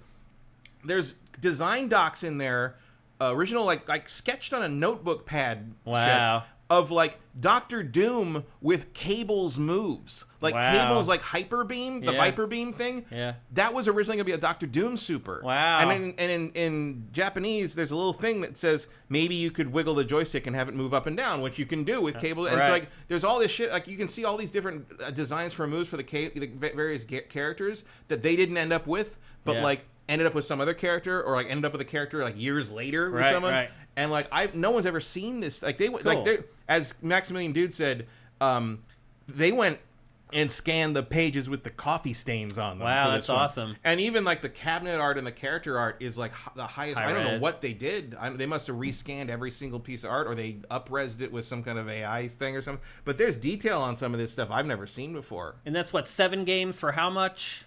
50. It's $50? a little much, but it's it's 6. So it's 6 of the best fighting games Capcom has ever made. Yep. X-Men, Marvel Superheroes, X-Men the whole vs. Street series, Fighter, Marvel pretty Superheroes much. vs. Street Fighter, Marvel vs. Capcom, Marvel vs. Capcom 2, and Punisher. Right. Which is like an action game. It's a beat 'em. Yeah, it's a beat 'em up arcade game that was never really roughly a fighter. Yeah, I mean, it's a beat 'em up. They did that with the arcade 1-up had the Super Nintendo X-Men games on them, which is fine. You know, it's an extra thing. I don't think there's never been a functional home version of Punisher before. Like, there was a Genesis version, I think, that was sort of, you know, the way arcades were, things were adapted for the console then, and just okay, technically I recognize this as the same game, but it does not. But this is a, you know, honest to God, like straight arcade emulation port of and it's all very snappy. There's no really. That's called Capcom Arcade Classics Fighting Edition, or no? It's called Marvel vs. Capcom Collection. Is that what it is? Yeah, because it's not part of the Capcom Fighting Collection 1 and 2.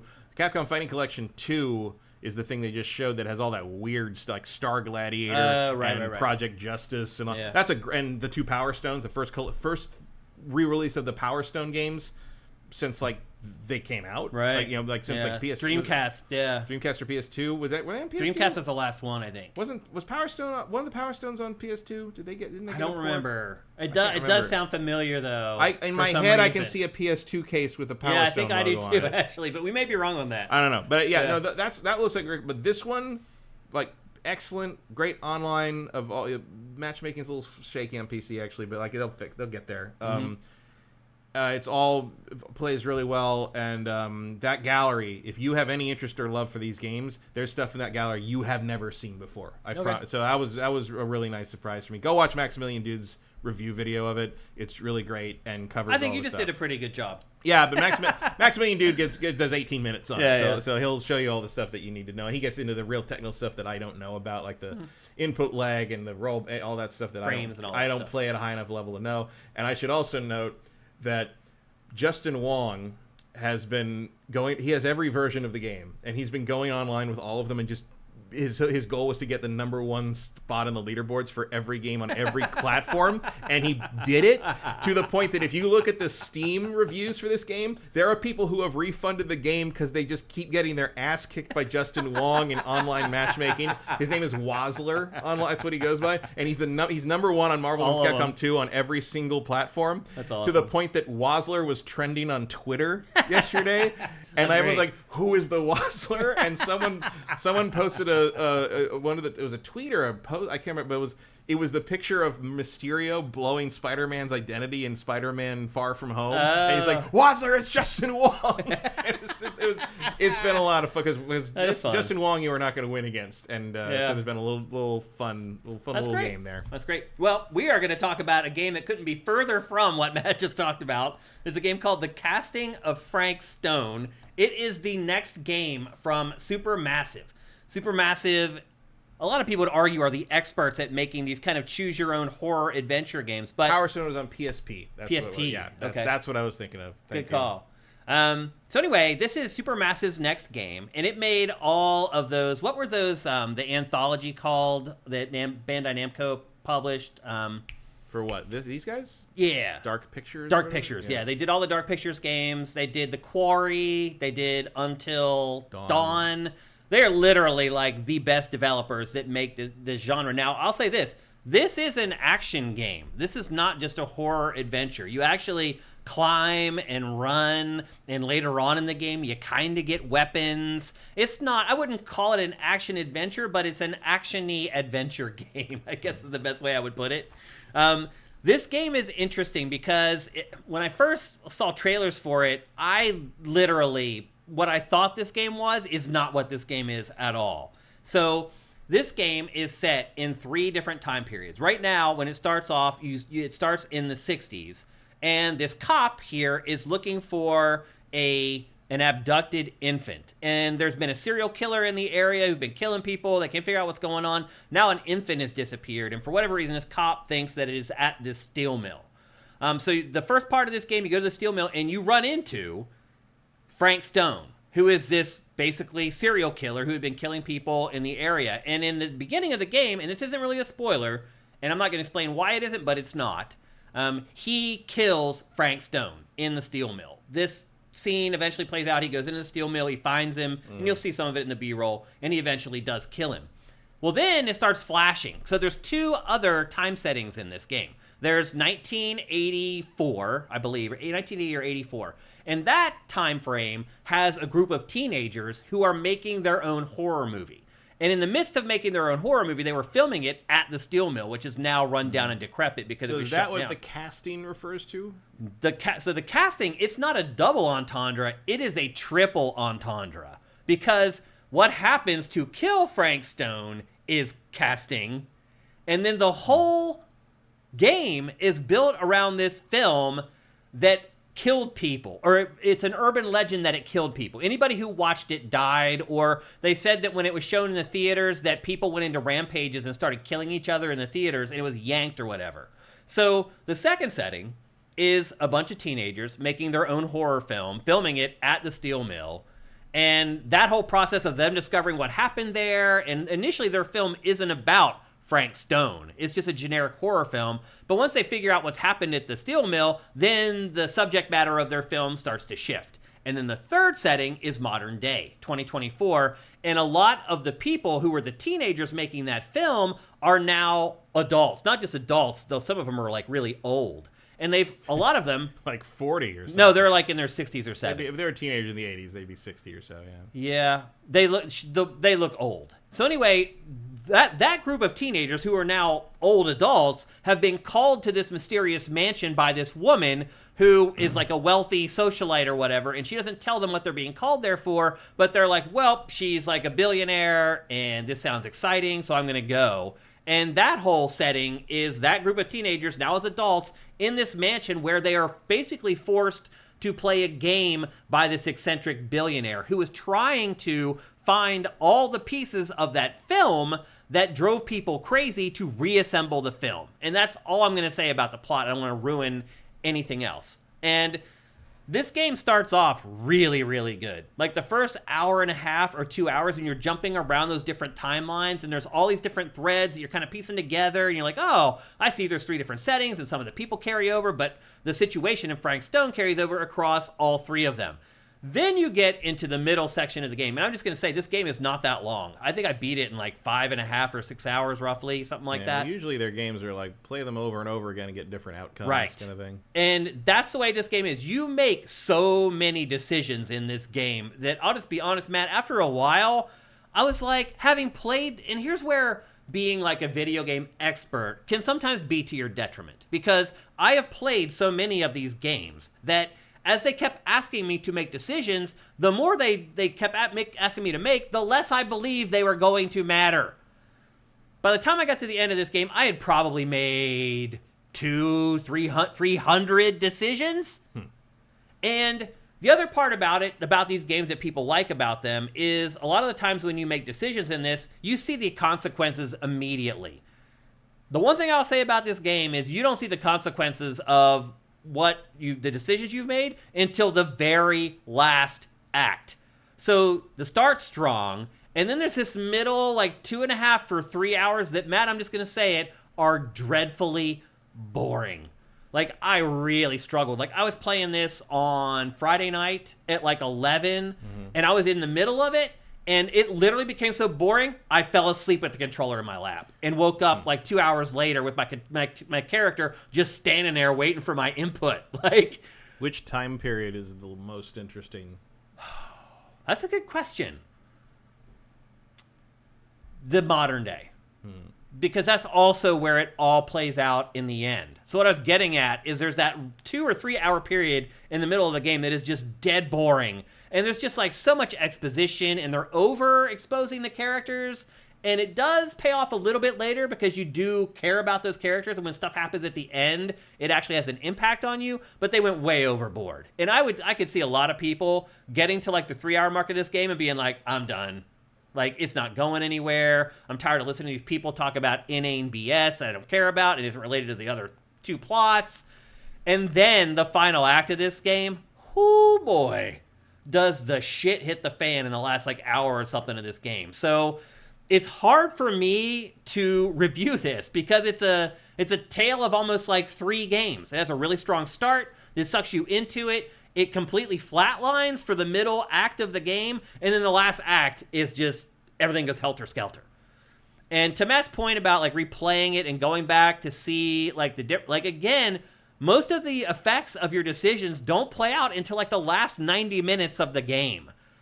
And so, and knowing that, would people go back and play this again? I really struggle to think that they would. I think people would more likely just go watch like the different endings on YouTube instead.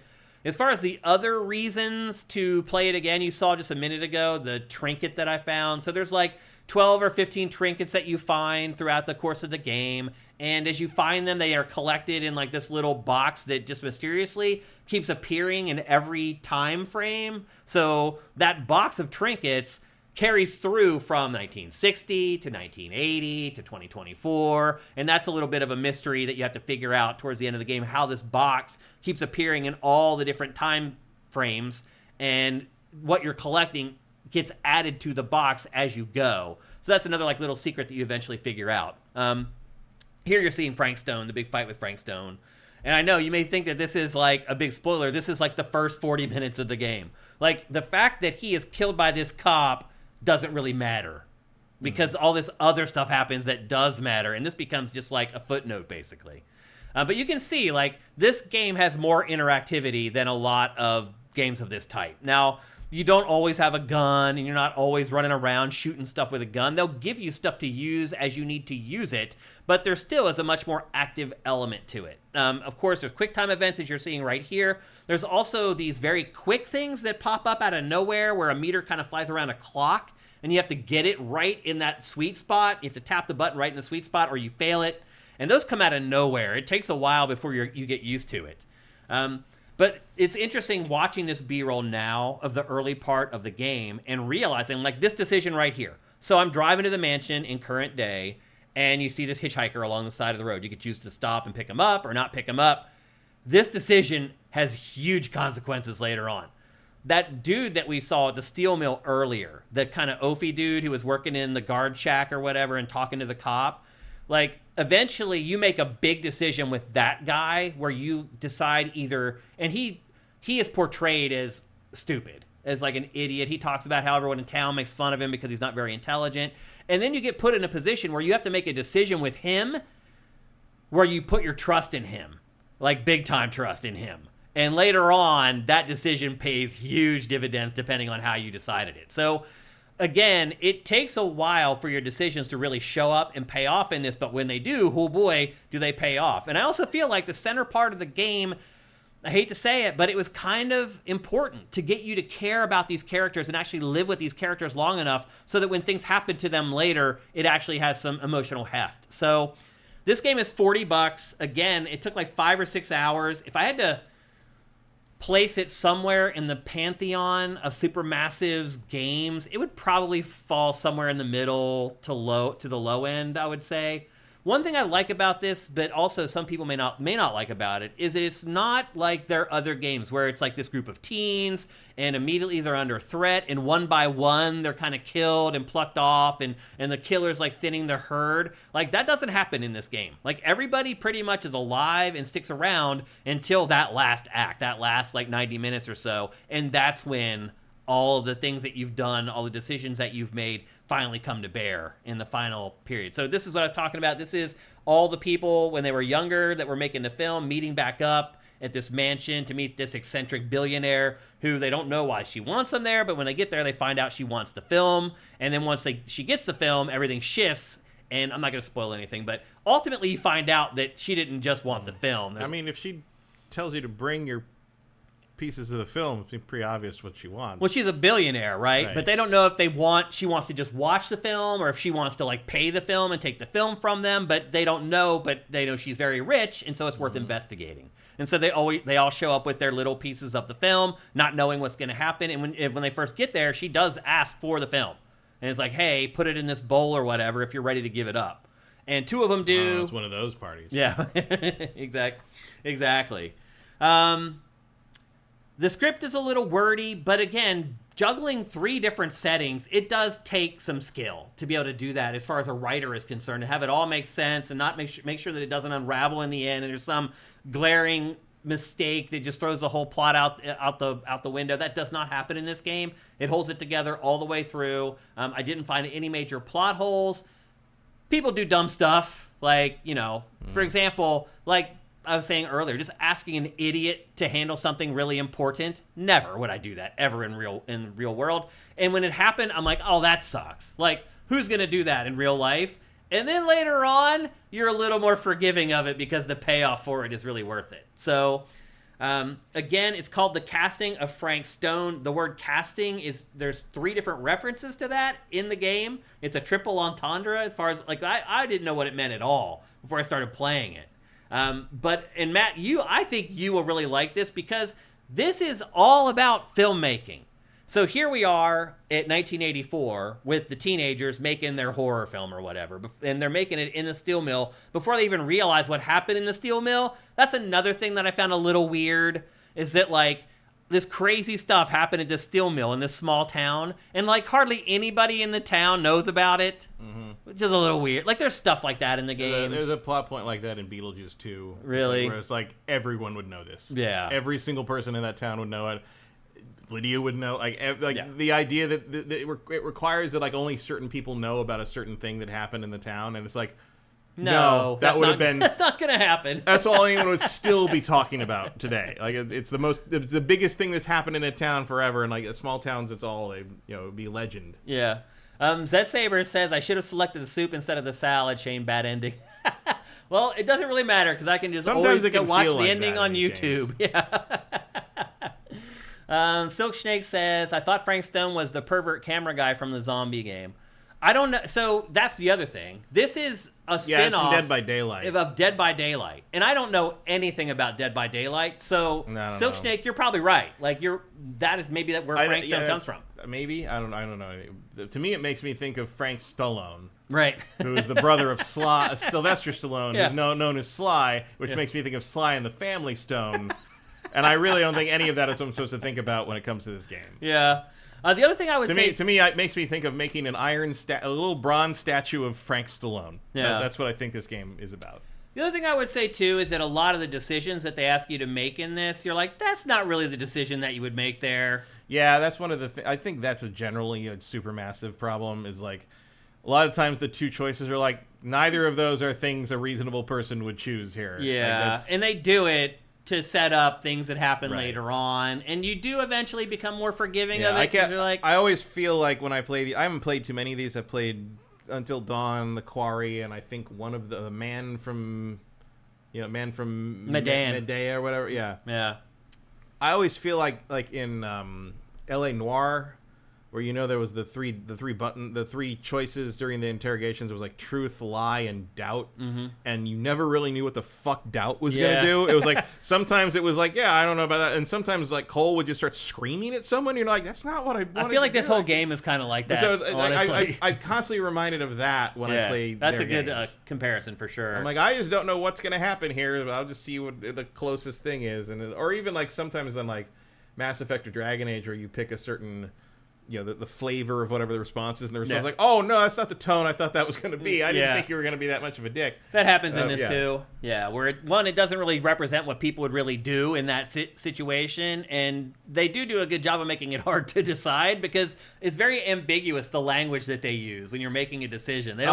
Silk Snake's talking about Frank West. Oh. From the pervert camera guy from the zombie game. Hilarious. Is Dead Rising. Yes, Dead Rising.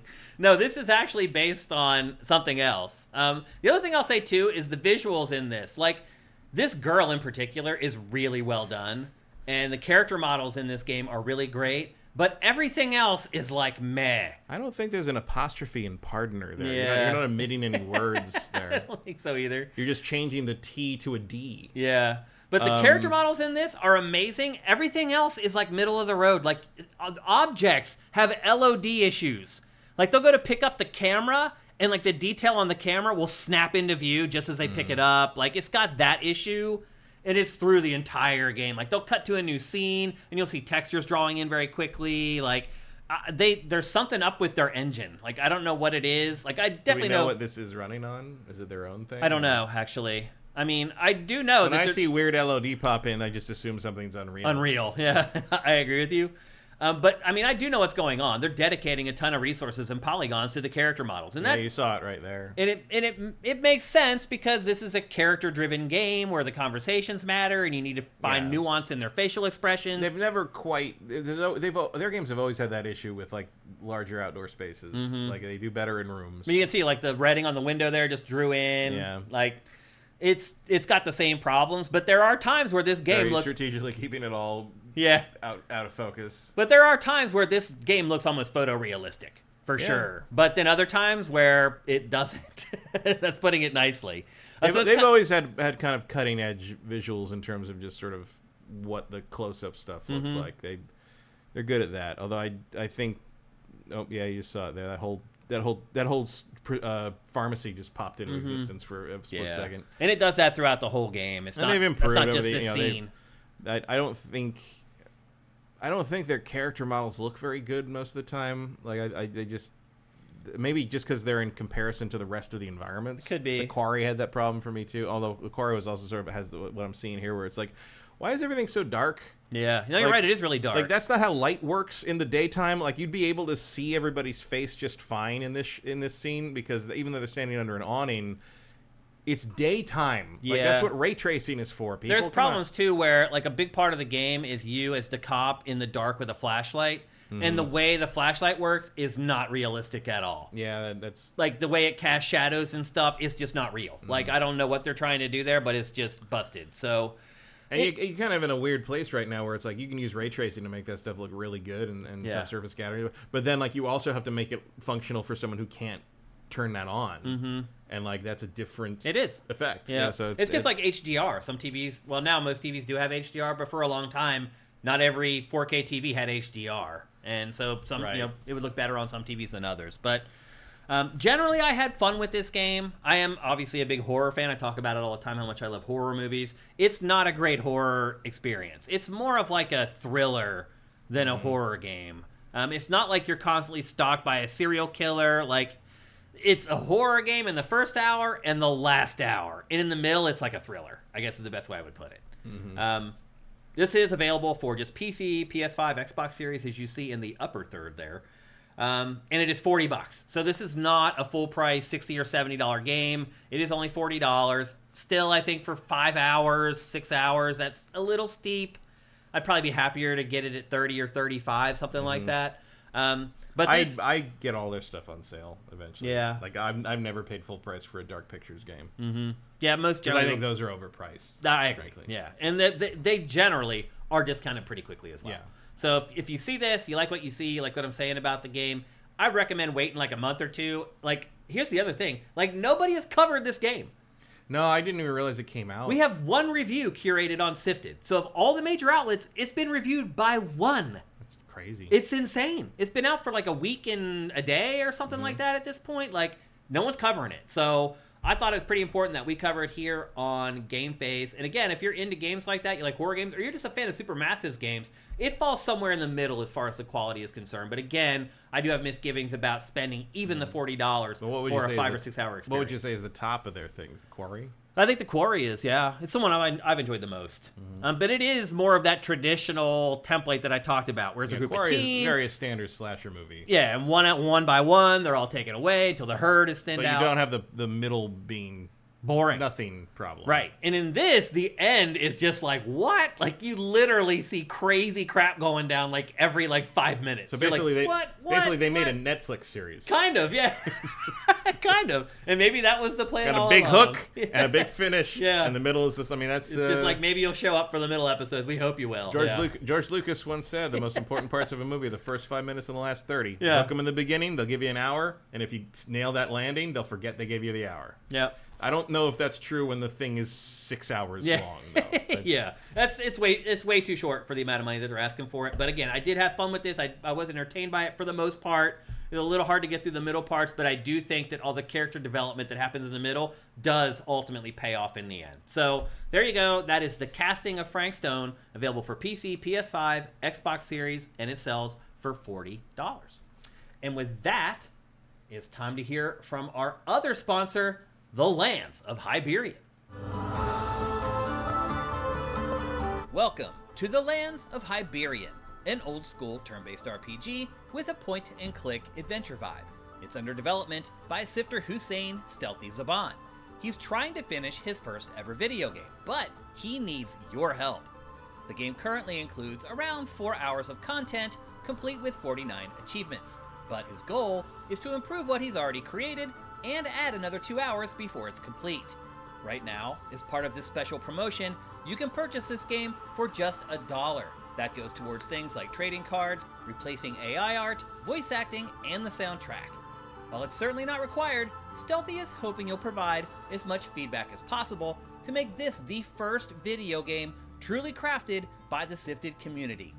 There's work to be done, but SIFTD Army, let's band together and try to make the best game possible. It's in Steam Early Access right now, and you can find a link to its product page in the description below, or just search for The Lands of Hyberian on Steam. Let's do this. That's right, people. Head to Steam and search for The Lands of Hyberian. That's Hyberian. Just like the ad says, the game is being made by a fellow sifter named Stealthy. It is his first game. I know some of you guys are pros, like Sound Wizard obviously has worked on a bunch of Game of the Year candidates and all that kind of stuff, and some of you guys have made your own games before. Stealthy is working on his first ever video game. He's trying to wrap it up. So if some of you guys have worked on games before and you can maybe give him some guidance, the reason he's doing this is to tap into the sifters, the talent, the people who understand games in our audience to help him make the game better. Obviously, it's an old school dungeon crawler, so if you have a lot of experience or you love that genre, it would be great if you could reach out to him. Again, his name is Stealthy on Sifted. It's spelled exactly how you think it's spelled, and just send him a DM on Sifted and offer your assistance if you can. It would be really great if we could all kind of just pull together and help him finish his game and turn it into something that he's very happy with. So again, go to Steam, search for The Lands of Hyberian. The game is only $1. It's the lowest that he can make it so that you guys can go and easily get access to it. Buy the game for $1, give it a go for a little bit, send Stealthy a DM on Sifted, and help him finish the game. It will be awesome when it's all done that we can all sit back and say, hey, we did that. So again, search Steam for The Lands of Hyberian, buy it for $1, and then contact Stealthy and help him make it the game of his dreams. And with that, it's time to talk about a smallish game that Matt has been playing this week. I did not get a chance to play it, unfortunately. And it's called Caravan Sand, and you are right, Matt. It is called Sandwitch. Mm-hmm. For some reason, I thought there was a V in there, and as you can see in our lower third, I have called it Caravan Sandwitch. But it's really a play on words. It's the Sand Witch. It's spelled like the witch, like the Wicked Witch of the West or whatever. Yeah. This game caught my eye from the very first time I saw it, and I really wanted to play it, but I had already started playing other things. Matt, you had the time to give it a go. What do you think of Caravan Sandwitch? Yeah, I didn't. I forgot this. One of my dev friends was talking about it the other day and was like, "Oh, my friend, he has a friend who apparently just pirates everything, but then heard that this game was pissing off the chuds, so he bought this. It's like the first game he's bought in forever." And I'm like, "Okay." So I like him for that, but I hate him for the piracy. Yeah, I don't know. Somewhere in the middle there. So I'm like, "Okay, I'll check it out." So I went and I got it and played it for like a day, and This is another cozy game, turns out. I hate that, by the way. That's become like a thing, the cozy game. That is a term. I really hate it. It's not as bad as I heard. It was now I can't. It was like it was a term for mascot platform, like Banjo, Mario. It was like Slippity Bippity games or something like that, and I was like, "Nope, the fuck does that mean? Like, what the hell is that?" And someone was like, "Not going to adopt it." And someone actually said in the responses, like, it's like really weird, like people that claim they're hardcore gamers don't know this term. I'm like, I've been playing games as long as you've been a fucking alive, and I have never heard that stupid ass term before. That's like the guy who came in the early part of the show and was like trying to rail on us for stuff that we always stand up for. It's like, bro, you don't bro me if you don't know me. It's like no one who uses that term better be complaining about Metroidvania. Right. I can tell you that much. Because that doesn't tell you anything. About anything. It really doesn't. But what is this game? Like, what is the objective? So it's a cozy game. Does that mean that there's no combat and like? It's an open world exploration game. Okay. There is no combat. There is no damage. You cannot die. You are literally just going around once you get down to the planet. It's a planet you used to live on when you were a kid. What's the setup for this? What's the plot? The planet is called Sigilo. So I just kept getting just a gigolo stuck in my head all the time. Just a gigolo. But it is it's a colony planet basically that was controlled by a corporation. You grew up on it with your sister and your two dads. And at some point your sister went missing. Your older sister went missing in the storm that you see here, which created by some corporate thing they did. And afterwards you left and lived in the space city for 6 years. You've been gone for 6 years. You haven't talked to anyone at home. You haven't seen your dad in 6 years. You haven't sent any messages to anybody. That's the sandwich in the upper left corner there, in the hat and the robe. So wait, the bad guy is the sandwich? The antagonist is the sandwich, yes. Okay. I don't know why it's called Caravan Sandwich. There isn't really a caravan. The sandwich isn't part of it. Sandwich is generally spelled as 2 words in the game when they're talking about the character. You do collect sandwiches for a guy at one point, but I don't think that has anything to do with the witches of the sand. I don't know. So the witches have made the storm? Is that what's happening? No, the corporation made the storm. Okay. The witches are like an ancient, like an older... It's the sandwich is watching you and kind of stalking you, and it's really obvious who the sandwich is. Yeah. You're looking for your sister. The only character in the game you don't know the identity of is the sandwich. Who keeps warning you for looking for your sister. Spoiler, Matt. Hyberian says, Shane, we are all the sandwiches. So do you fight against a giant jam sandwich? So you come back and all these people are people you knew 6 years ago. They're all a little more grown up now. And you go to this little village. Why do you have the little rover? That's Rose's car. Okay. So it's the last working vehicle on the planet. And you have it. She gives it to you because she's an old woman, and you're trained as a pilot, so you actually can drive it. No one else there is qualified. And the guy in the yellow, whose name I can't pronounce, Nefle, I guess. There's no voice acting, so I don't know how much. I think her name is Sauge. The sound effects in this for the talking are kind of annoying. There's a little Banjo-Kazooie. It sounds like a wood block, like the musical instrument, a wood block, where you take the wooden mallet across like the serrated edge of the wood. It's like the sound is like actually it's the sound of it is almost identical to the way they did dialogue sound in an old Apple IIe game called Power Bots that no one has played but me. Yeah, that's what it reminds me. Well, no one knows that game. It's probably the most obscure game that I'd list in my top 100. But yeah, it's just like basically it's kind of like the banjo games or the old Rare games where like the pitch of the sound tells you how deep or high pitched the voice is. It's fine. And so basically you're put in here, and the corporation abandoned the planet when that storm started because it blocks all communication, and like it basically makes it very difficult to ship stuff off the planet, and so the planet was no longer of any profit, so they just left everything. So everybody is kind of the last remaining people on the planet who are sort of scrambling to survive because all the resources are going away. And so early on, a lot of what you're doing, there's the sandwich. There's the sandwich with her camera. And so Rose gives you the car, and so you get to drive around, and basically your first job is to go destroy the jammers that are blocking all communication, which is really how you uncover the map. And then you meet the nomads, or this group that wanders around and like has migration patterns they follow every year, and so they're in the area for now. There's a group of there's a civilization of toad people that like are native to the planet, and you knew them, you knew a bunch of them as when you were younger, and so you go see them and you have to help them. You have like a Twitter equivalent network called Toaster, which everybody can I saw her talking about visuals it, about it.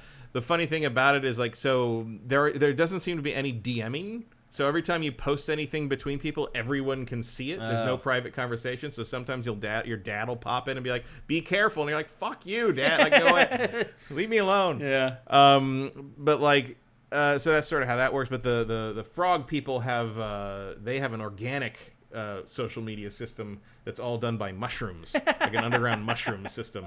So there's a lot of fun world. It's very French. What is the objective of the game? What are you trying to do? Well, you're looking for your sister. That's it, though? You're not trying to restore the world back to whatever or anything? There's no way to restore this world. Okay. It's a dying world. Okay. But you do go around and you find like new water purification things for people, and you fix the power station and make everything a little more livable.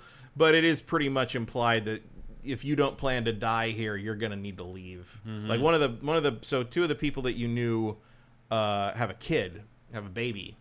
And so that you talk a lot with them about the baby and how like maybe it would be better if you left the planet because there might be more opportunity, and otherwise what's the kid gonna do on a dying planet? On a dying planet, like because there's literally like 12 people there. I mean, it's like and so that's kind of a question too that goes around. And, you know, you do uncover that, like, there's a big conspiracy where, like, the reason the storm happened was actually the corporation. It wasn't natural. It was some weird thing the corporation was trying to do that backfired, and that was what ruined everything. And so it was actually their fault that the world is in such a terrible shape here, and that you're... This reminds me of the game that we just covered where you're on the space station. What was that game? Everybody's on the space station together. I cannot remember the name of it to save my life right now, though. Everybody's on the space station together? Yeah. What are you doing on the space station? Running experiments and, like, trying to maintain humanity. I can't remember what it was. It was a few months ago that we talked about it. Not Creatures of Ava, Vincent. I can't remember what it was. But you're on the space station the whole time, and it's side-scrolling 2D.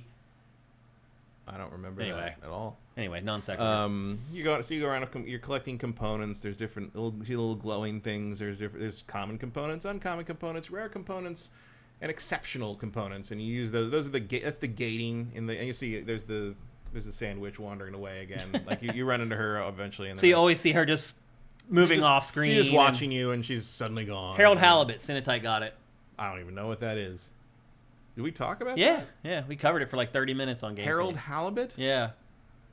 Yeah, it's like this dude who's like a maintenance worker, and he's stuck on this spaceship with all these people, and he becomes like the focal point of this big conspiracy. And was that like the week I wasn't here? No, no, it was on Game Pass, and yeah, that's what it was. So Harold Halibut. Thanks, Cinetite. I have. Cinetite says name that game warming up. I have no idea. That explains it. Vincent says it was only in the grind, so it was the week that you weren't here. Okay. Yeah, I have no idea what that is. All right. My memory's not that bad yet. Yeah. My memory's not bad yet at all. So yeah, and it's kind of like the gating is basically sort of Metroid-ish. So your friend back at the garage can make all these different tools for you, but you need to provide the components, which are these glowing things that she's picking up. Mm-hmm. And the gating is basically you need to have enough of each one to make the new tool. Which starts with like a radar thing for the Jeep that lets you detect the jammers. Right. Yeah, that's later on in the B-roll I saw. And then you get a grappling hook that lets you pull down doors, lets you get in places. You eventually get a pulley that lets you zip line on things. And some of these things, like, you gotta go out and do some exploring to find all the pieces for these, because like and you take it back to the garage and they install it onto the rover, and whatever. And those are all like those all progress the day, so you have to finish all the side quests before you, and it does warn you. Like, no fall damage, by the way, people. No fall damage, no deaths, there's no way. The closest thing you get to die is sometimes you can get the Jeep stuck, the van stuck, and if that happens, you can just return to garage. Now the only problem is if you're on the other side of the map, you're all the way back to the right. You gotta drive back there. You can hold the X button or the A button depending on what controller you're using to go faster, and that it's a small map. It doesn't take that long. It probably takes like 2 minutes to cross the whole map. Okay. It's not that bad. Watching this B-roll, it gives a bigger impression for sure. Yeah, I would say if your favorite part of open world games is seeing what that question mark is on the map, this game is you'll enjoy this. That's all it is. It's pretty much what it is. Yeah, and sometimes it's a little frustrating because you realize that you don't have the tool to get through the. Like, I don't think there's a single location in the game you can get through with your starting equipment. There's always going to be a section you need the pulley or the grappling hook for. But it's okay. It's like probably about 8 hours long if you do everything. It's a very. Did you enjoy it yourself? Yeah, I liked it. It's very light. I don't think it ever quite lets you explore to the degree that I'd like to be able to explore. Like there's no dungeons really. Like there's no combat. Even the underground stuff is like one puzzle in one room and then you're done. Yeah. So it's very light and easy. I actually fell asleep a couple times playing this, not because I was bored, but because it was just so docile and calm that I just sort of like got warm and comfortable and fell asleep. Yeah. Like, and I woke up and what? So I think it took me about 8 hours to finish this game, but the playtime is 10 because I slept for about 2. Yeah, I'll admit, like, what I saw when I first saw this game, and now that I've talked to you about it and watched the B-roll of it, it's not exactly what I thought it was going to be. I thought it was really more about, like, using the van, and the van becomes, like, the character. No, the van has no character at all. Yeah. It is a tool. Yeah. And it's fine. The world is interesting. There's a couple of weird stuff in it where, like, the translation is a little sketchy in places in terms of, like, French. Yeah, it's very French. There's actually a couple lines in this game that are in French. Oh, really? Still in the text. Like there's at least one I remember it's actually the old man you have to collect the sandwiches for and a bunch of food. At one point, when he tells you exactly what he wants, it lists that you need to get 10 sandwiches, 10 snack bars, and 10 mallow flowers. And all the items you need are highlighted in orange because they're critical items. Mm-hmm. But all the the black text between all of them is French. Oh. And I'm not sure if that was an error or if he's just supposed to be, he's an asshole. So he might just be speaking French to you to be a dick. Right. But I couldn't tell if it was if somebody forgot to translate that line out of French or if he's supposed to be saying it in French just to be annoying. It's really weird it could how go either way. One thing that's weird about this game, just from watching the B-roll, is like how they animate some stuff, but then other stuff they use stills. Those are the transitions through the days when you build the equipment. Oh, okay, gotcha. And they just to show time stills. passing, basically. There's actually a couple of things they do with that's very funny. Like okay. Where it starts with like her testing the pulley, and then the next shot is her flat on the ground, and, okay. and the other one's like writing something down. It's like there's a lot of personality in it. Okay. Sometimes B-roll doesn't come through without the audio, for sure. Yeah, it's fun. It's charming. It's very simple in a lot of ways. The world is fun and is interesting. Like I like different weird alien worlds, and this kind of gets that too. It's got that nice mix of like, that French comic booky sort of like super high tech that might as well be magic, but also sort of like cultures and weird natural stuff that's impressive too. And like there's some nice vistas. It's very pretty. It runs very well.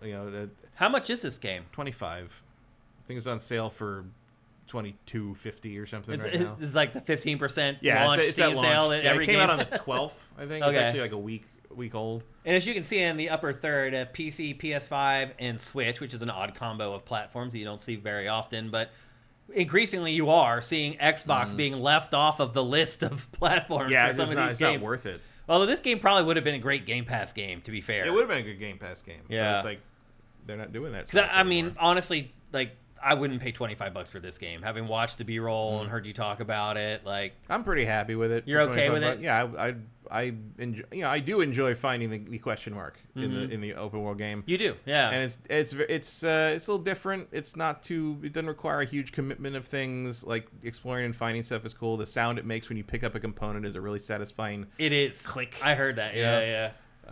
You can get back to the van whenever you want by pressing Y or I guess triangle on a PlayStation controller. But notice like she never climbs into the van. No, it doesn't animate it really. Yeah. Like there's a door open and you can't get out if the door is against a rock wall or something, but there is no actual animation for climbing back into which is fine. You can just teleport back in by holding the button or pressing the button, the little bar fills up. You can always return to the garage if you want to. There is a fast travel system to certain places, but it's not very efficient. Yeah. It's unlocked over the course of the story. But it's fun. I mean, if you're looking at this and you think it's charming and you're not looking for like some crazy, I think this is funny. Like early on, one of the big plot points is that your dad's been gone forever and is missing, and you go out to like find him, and he's literally within like visual range of the town. Like you're like, what? He's missing. Like that's the town, right? You're literally right there. You're like, it's like fucking a football field away. Like, what are you people doing? And there's a sandwich. There's a sandwich again. Okay, so $25, PC, PS5, Switch. Would you recommend it, Matt? Yeah, I would if you're into this. As Silk Snake says, it's just chill games. Podcast on and go adventuring. That's exactly what this is. Okay. There's also some fun. There's some pretty good music in it. There's some weird like. Like French music. I don't know. I thought the music was good. Oh, but I like the music. I liked it too. Yep. Good atmosphere. Not much of a challenge.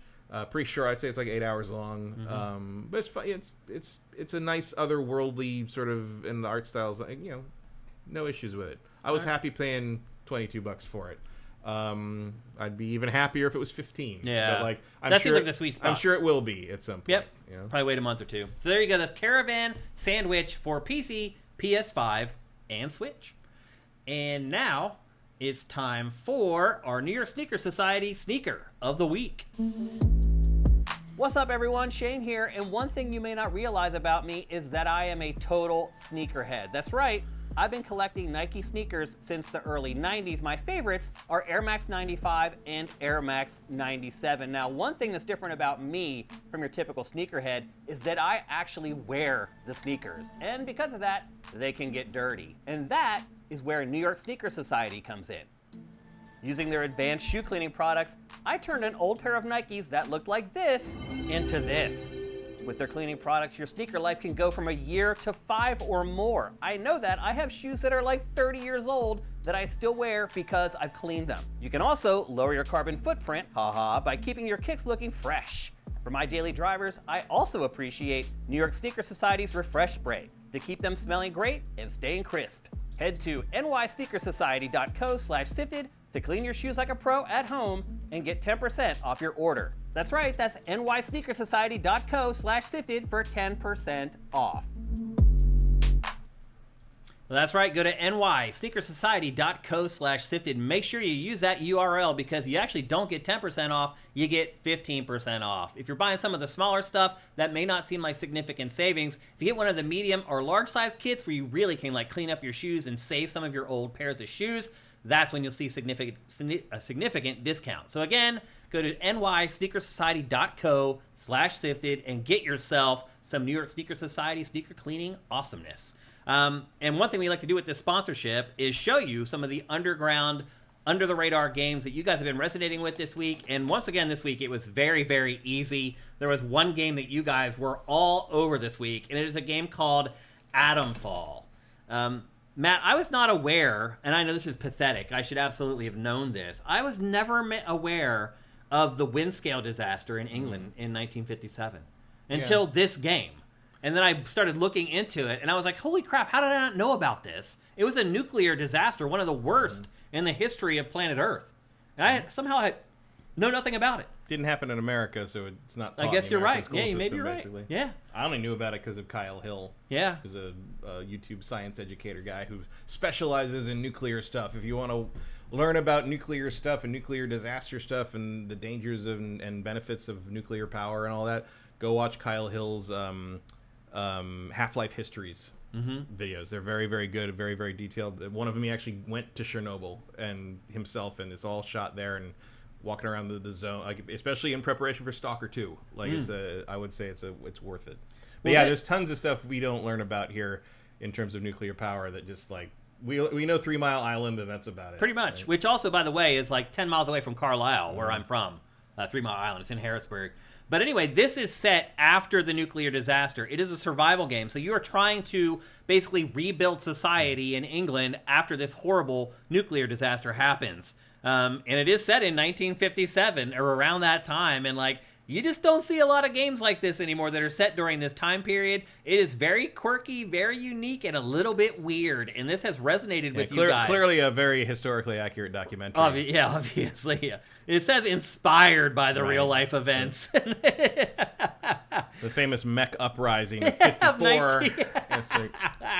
But I think that's what I see. Cinetite says Kraftwerk Radioactivity. Great track. Bunch of big fans of the Wicker Man. Yeah. But I think this is what has attracted you to this game. It's this weird alt history version of something that happened in real life. And this game made a big splash at Gamescom. And I think that's where a lot of you guys kind of got tipped off to it. And then they put out another trailer after that, like last week, and you guys were all over it. So this is easily your pick for the sneaker of the week for GameFace 403. It is a game called Atomfall.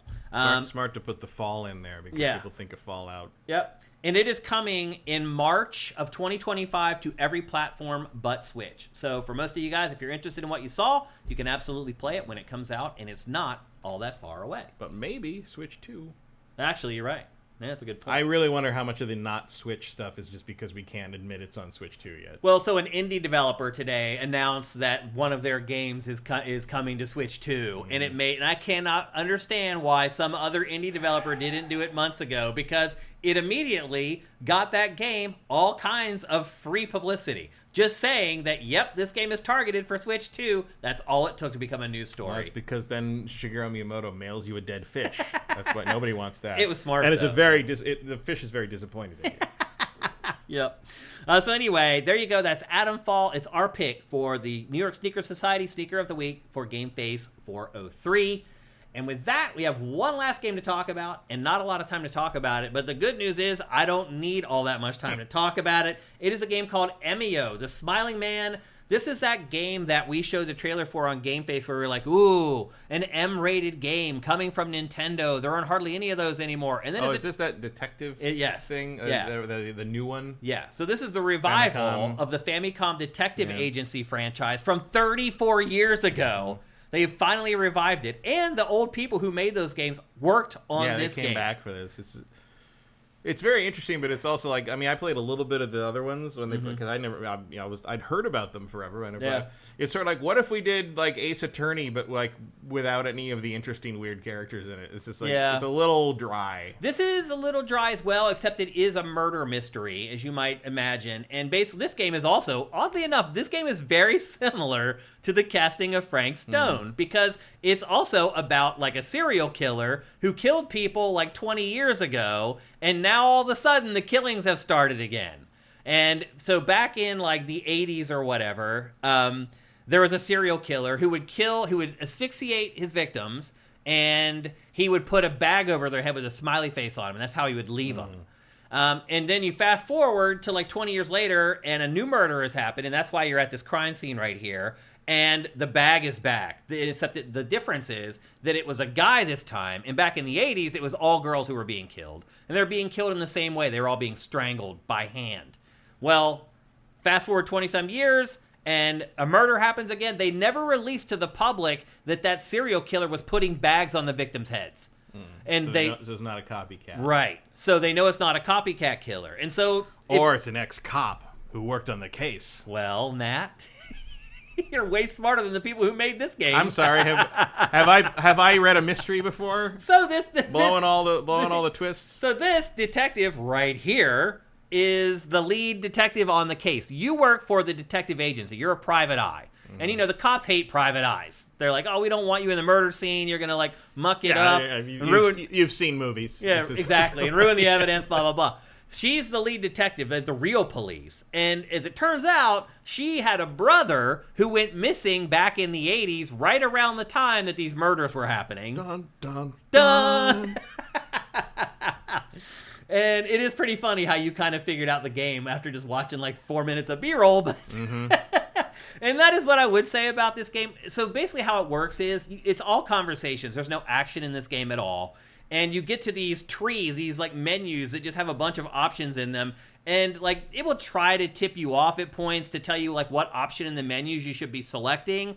But a lot of times the clues are like really obtuse. And so what you end up doing is just going through the menu and just selecting everything. Because you can like choose to like talk to them or ask them questions. You can choose to observe the environment. There's a whole litany of things that you can choose. But for the most part, I found myself just trying them all until the one thing worked, basically. The game ends up being around, like, I think it's like 8 hours long or something like that. No, it's actually longer than that. I'm thinking of Frank Stone. This is actually over 10 hours long. It took me to finish this. And I will say this, it did a good job of dragging me along so that I kept playing it. And I kept like telling myself, no, it can't be that obvious. It can't be that obvious. And then at the end of the game, a lot of stuff that I thought was happening is really what happened. But it does do a really good job of dragging you along and making you second guess yourself on whether you're right or not. And then you get to the end, and it turns out, at least for me personally, I was right about most of the stuff. I had kind of figured out who the killer was and like what was going on. But it is kind of interesting. Like there's a whole urban legend around the serial killer where they say if he shows up, he says, "Oh, why you sad? I can put a smile on your face permanently." And if he says that and you don't say anything back, then he kills you. However, I think if you look him in the eyes or something like that, then he will not kill you. And a big part of the game is trying to figure out whether this is a bunch of kids like running a hoax because they knew about the serial killer from the past, or whether it's legitimately like either the killer has come back because they never caught him in the past, or if it's like, as you said earlier, a copycat killer. And those are kind of cop-e-cat killer, exactly. And that's kind of like the conundrum through the game. In retrospect, we should have suspected Detective E-Cat from the beginning. Yep.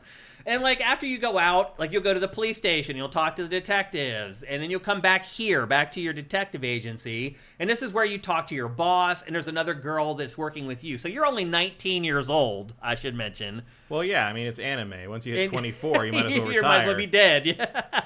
Well, you're 19 and you're going to murder scenes in this, which is a little odd. But you come back and you sit in the office and One of the lawyers in Ace Attorney is 16. I know. None of it means anything. Yeah, I know. You can't be like one of the really old cop who's just like over the hill and might as well like you don't know. No one even knows why he even still comes to work anymore in Phoenix, right? He's 32. Yeah. It's hilarious. So you're 19, and somehow you're on a murder case at this detective agency. So it's you and this other girl that you work with, and then the boss man. Yeah, at least he's 40. Yeah. So he looks 20, but anyway. Well, then you come back and you do the download, where you guys all share, because she'll go to one location, you'll go to another. You come back to the detective agency, you share everything that you've learned, and you do a little bit of deduction, and try to start coming to conclusions. And that's kind of how the whole game shakes out, basically. But, again, it does a really good job of dragging you along, and at the end, you're like, oh, really? Like, that's the ending? But here's the thing, Matt. It's like, how do you feel about, like, movies or games or TV shows that do that? Like, they entertain you for a really long time, and then the payoff at the end is crap. Like, one movie I always realize, or I always bring up when I talk about this, is High Tension. Have you seen that horror movie? Yeah. Amazing. Actually, we know people who worked on that film. It is literally one of the best horror movies I have ever seen until the last scene. And they just ruin it. Like, they couldn't figure out how to tie it up. I don't know. Well, the thing is, see, High Tension doesn't bother me because if you watch it again with the twist in mind, it's all from the one character's perspective, and so it's all bullshit. Like, I mean, I've watched it like 3 or 4 times, but it's still, if you the first time you watch it, it feels like the ending is dumb as shit, and it kind of ruins the movie. Yeah, I don't agree with that. For that, there are movies that do that. I think most people think High Tension is one. I think most people are wrong. Okay, but I'm just saying, a lot of people point to that movie for having a horrible ending. Right, but the movie is a flashback of the character, and so none of it's reliable. It's an unreliable narrator through the whole thing. So, well, that doesn't make sense. It doesn't make sense because that's how she's imagining to justify it to herself. But I think the problem was that everything else did make sense until that final scene. I mean, it mostly did. If you watch it again with the twist in mind, it plays pretty straight with how everybody else is acting. Like, there's no way to really guess the twist in the first time, but like I don't think it ruins anything. It's not like Signs. Well, my point is, how do you feel about? I mean, generally, I fucking hate them. Because the thing, though, is that you're still being entertained for, like, in this case, I played this game for, like, 8 hours and really enjoyed it. And then at the end, it kind of ruins it. And I'm like, well, what do I do now with this? Like, how do I process this, you know? I think if you don't stick the landing, you suck. Yeah. Because, I mean, High Tension I wouldn't put in that category. I would put almost everything Shyamalan ever made after after Unbreakable into it. Yeah. Signs is definitely that. Yeah. Signs is a really effective Hitchcockian alien thriller until the last 5 minutes, and you realize, like, oh, this is actually just M. Night Shyamalan demonstrating that he doesn't understand how religion works. Yeah. And then he made The Village, which, okay. And then he made The Happening, which demonstrates he doesn't know how science works. So it's kind of a nice little rhyming thing. What was the other one I was going to say? Game of Thrones. Game of Thrones blows that ending so hard, I will never watch the rest of that show again. again. I still enjoyed the show. Like, right. Well, clearly you are the other side of the coin on that when it comes to like. But with this game, I was torn. Like, I really felt like I was. I had been manipulated. I'm gonna go ahead and guess that the meat of the game in this is not as interesting as the character work in Game of Thrones season 3. That's a fair assumption. The problem for me is if it goes nowhere, I don't give a shit. Yeah. You know, like, I mean, that's part of my problem with a lot of Stephen King stories. Is like, this is really good until that stupid ass ending. Or like every comedy film ever made, pretty much. So some of that, I mean, comedies get a bit of a pass because the whole thing about comedy is you have to basically end with the same synthesis you began with. Yeah. Like that's sort of how. Whereas like a really dramatic story tends to change the world over the course of the time. Yeah, it's not our every I mean, like, you're not ending in the same. It's the difference between tragedy and comedy. You know, that's why I always kind of say with the spoiler things, like, no one has ever gone to see a Shakespeare play without knowing the ending because it tells you the ending in the fucking title. Yeah. The first speech in Romeo and Juliet tells you they're going to die. Yeah, it does. And says, all right, now let's watch that story again, but longer. But that's an effective tool, though. It can be because then you're wondering the whole time, how's it going to happen, you know? Well, that's, again, the Romeo and Juliet thing is interesting because it literally tells you how it's going to happen. Like, the whole thing is right there. Yeah. Here's the menus I was talking about, though. You'd be hard-pressed to find, although, again, the end of that is pretty much like an unfortunate coincidence, so I guess I could see why someone would be unsatisfied by that. But yeah, I just you gotta nail it. I mean, and again, that's one of the reasons I don't really care about whodunit stuff very much, because generally the solution is not very interesting. And I think the best whodunits of the last several years have been the Knives Out movies. And those are great. And one of the reasons the second one in particular is good about is like they don't hide whodunit. Like, the whodunit is not the important part. Like, that's not the point of the story. It's how you get there, and it's also what happens after everyone figures out who did it. Right. The falling out. Yeah, of the climax of the story in both Knives Out movies is not the revelation of who did it. It's what happens now. Yeah, like how that all shakes out. Yeah, agreed. So I think but again, this series is supposed to be a pretty straightforward sort of thing, and I would argue it's aimed at younger people, not like children, tweens, but but people who maybe don't have a ton of experience with mystery stories and that kind of, this is probably the first time anyone's ever heard of, kind of the copycat cop thing. If you haven't seen 1,000 episodes of Law and Order like I have, right. Or like the smiling. This is kind of a permutation of the smiling woman urban legend. Mm-hmm. So like, if you've never heard that before, and it's always surprising me how many people haven't heard it, because to me that stuff, I read books about that since I was a kid. You read books, man. That too. People don't read books I anymore. went to the library. Like, it was a whole thing. They hardly even exist anymore. Yeah. It was just so like I guess so. Yeah. Like I'm always a little shocked that nobody knew what Mothman was until like certain things brought it up. I'm just like, man, I was reading books about Mothman when I was 10. Yeah. Like I could tell you all about the Point Pleasant situation back when I was a child in the 80s. Like, you're interested. I mean, X-Files to me was like, I know that. Like, that was always great to see. Like, it was like watching superhero movies now, where I'm just like, look, now everybody knows about this thing that I was the only one who knew for a long time. Mm-hmm. It's a kind of a vindication thing. Yeah. So I can see, and also I've found, I don't know what the price on this is, but I found the price for the original two that they put on the Switch to be outlandishly high. Yeah, I think this was Nintendo sent me this, but I think it's like $40 if I remember correctly. Crazy. They're like $40 each, which is ridiculous. Yeah. Like, I mean, I would recommend this for $10 or $15. Yeah, I'd buy all three of them in a pack for $40. Right. Even that's a little bit of but a stretch. that's about what the Ace Attorney stuff is. Yeah, and even then, like, I didn't buy the Edgeworth. The investigations thing, because it's like $50 for like 2 games. The other thing that's weird about this is Nintendo's PR did not send this out. Like, I had to follow up with them. I was like, hey, like, I never got Emio. And they replied back, they're like, we didn't send it to anybody. We're only sending it to people who asked for it. Okay. I was like, what? How many people have reviewed this? Like, hardly anyone. So this and Frank Stone are really flying under the radar. Yeah, we got value in this episode. We're doing the Lord's work today in GameFace 403. But anyway, I would not recommend picking up Emio. Like, if you could find it for like $10 or $15 on down the road, then maybe. But to the point we were talking about earlier, like, I did get a lot of entertainment out of this, but it does sour it in the end when the ending isn't fulfilling. It's a weird mental, like, mind screw that you have to, like. I think it's different for everybody how they're going to react to something like that. It bothers you a lot. It bothers me a little. It's not a deal breaker for me, but for me, it's more it very directly related to how good the rest of the thing is. Yeah. Like, the better the rest of it is, the more annoyed I'm going to be that the end sucked. And to that point, this is not like Game of the Year material. It's probably much more. Yeah. The stakes are going to be much lower here, probably. Yeah, for sure. Yeah, it's like going to be like, oh, that episode of, Suits didn't end very cleanly versus like, like, I'm really mad that that's the end of The Stand. Yeah.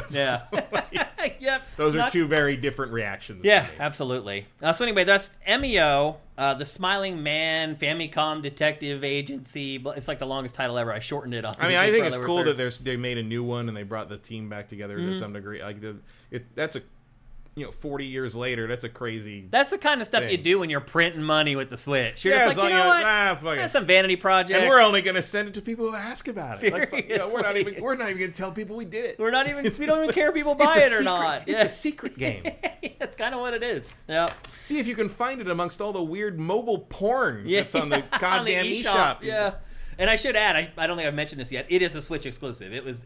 a Nintendo property. It is only available for Switch, so you can't get it for anything else. And I wouldn't recommend it if you could at the price point that it's set at right now. So it did not leave you a smiling man. It did not, in fact. Actually, I mean, it was pretty good up until they had to wrap it up, and it was literally like exactly what you thought it was gonna be. There was nothing clever about the ending at all. I don't get the impression that this series is really more than that. Yeah. From the first one, I was just like, okay, this is it's kind of my first mystery game. Yeah. A little bit. I mean, I wouldn't have my kid playing this because there are things in there that like probably give him nightmares or whatever. But like 10 or over, yeah, I wouldn't care. Yeah. There's no blood or gore, anything like that in it. So yeah, but then you'd have to answer questions from your kid over and over about how to solve the puzzle. My kid would have had like a stuffed face hugger in the crib, so it doesn't, Yep. be dealing with different tolerance levels. Yep. All right. Well, that's gonna do it for GameFace episode 403. I actually had Name That Game queued up, and I really thought we were going to do Q&A today, too. I'm like, man, we're going to be struggling to get to the end of the show.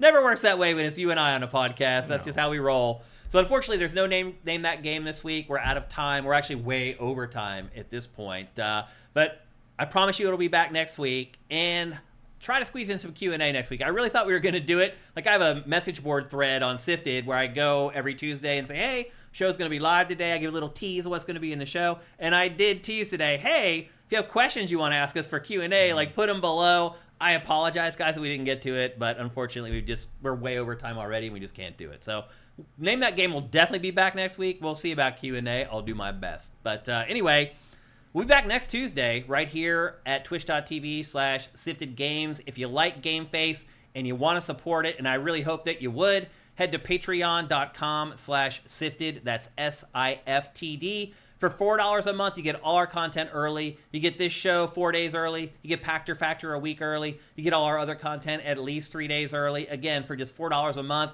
You can also subscribe on YouTube if you're watching on YouTube right now. If you don't want to deal with Patreon or any of that other nonsense, you can subscribe right here on YouTube and get all our content day and date with our patrons as well. And then if you don't have any money, you can help us with Twitch Prime. Our subscribers obviously know how that works. They do it live on the show every week. But if you don't know how to do it, if you're watching on YouTube, just go down below. There's step-by-step instructions that make it very easy. Once you connect your accounts, you never have to do it again. After that, you just go back every month and click like 2 things and give us a free $2.50 every month. It is free if you're an Amazon Prime subscriber. And if you're not an Amazon Prime subscriber, you can still help us. In fact, right now, this very moment, if you're watching this show on YouTube, post a comment. Great show. Best podcast. Love Matt. Hate Shane. I don't care what you post. Just post something because all that feeds into the algorithm. Like the show. If you're not subscribed to our channel on YouTube, what are you doing? Subscribe right now. All that stuff matters and works. And in fact, you guys have been doing it and been leaving a lot more comments, and our show views have been going up. Funny how that works. It works, people. So please keep doing it. Again, even if it's just a one-word comment. Awesome, great, sucks, don't care. Whatever you put in there, I will take it because it all helps with the YouTube algorithm, which gets us into more people's eyeballs, which gets us more patrons, which makes everything more awesome and makes sure that this show will keep going. So thanks to everybody on our chat. You guys were awesome as usual, particularly some of the topics today. I thought they were really strong with some of the comments and the stuff that you guys added to our discussion. So thanks, guys. We're here every Tuesday at twitch.tv/SiftedGames at 1 p.m. Pacific, 4 p.m. Eastern, and we will do that next week as well. So everybody have a great week filled with great games. We'll see you next Tuesday. GameFace is up and out.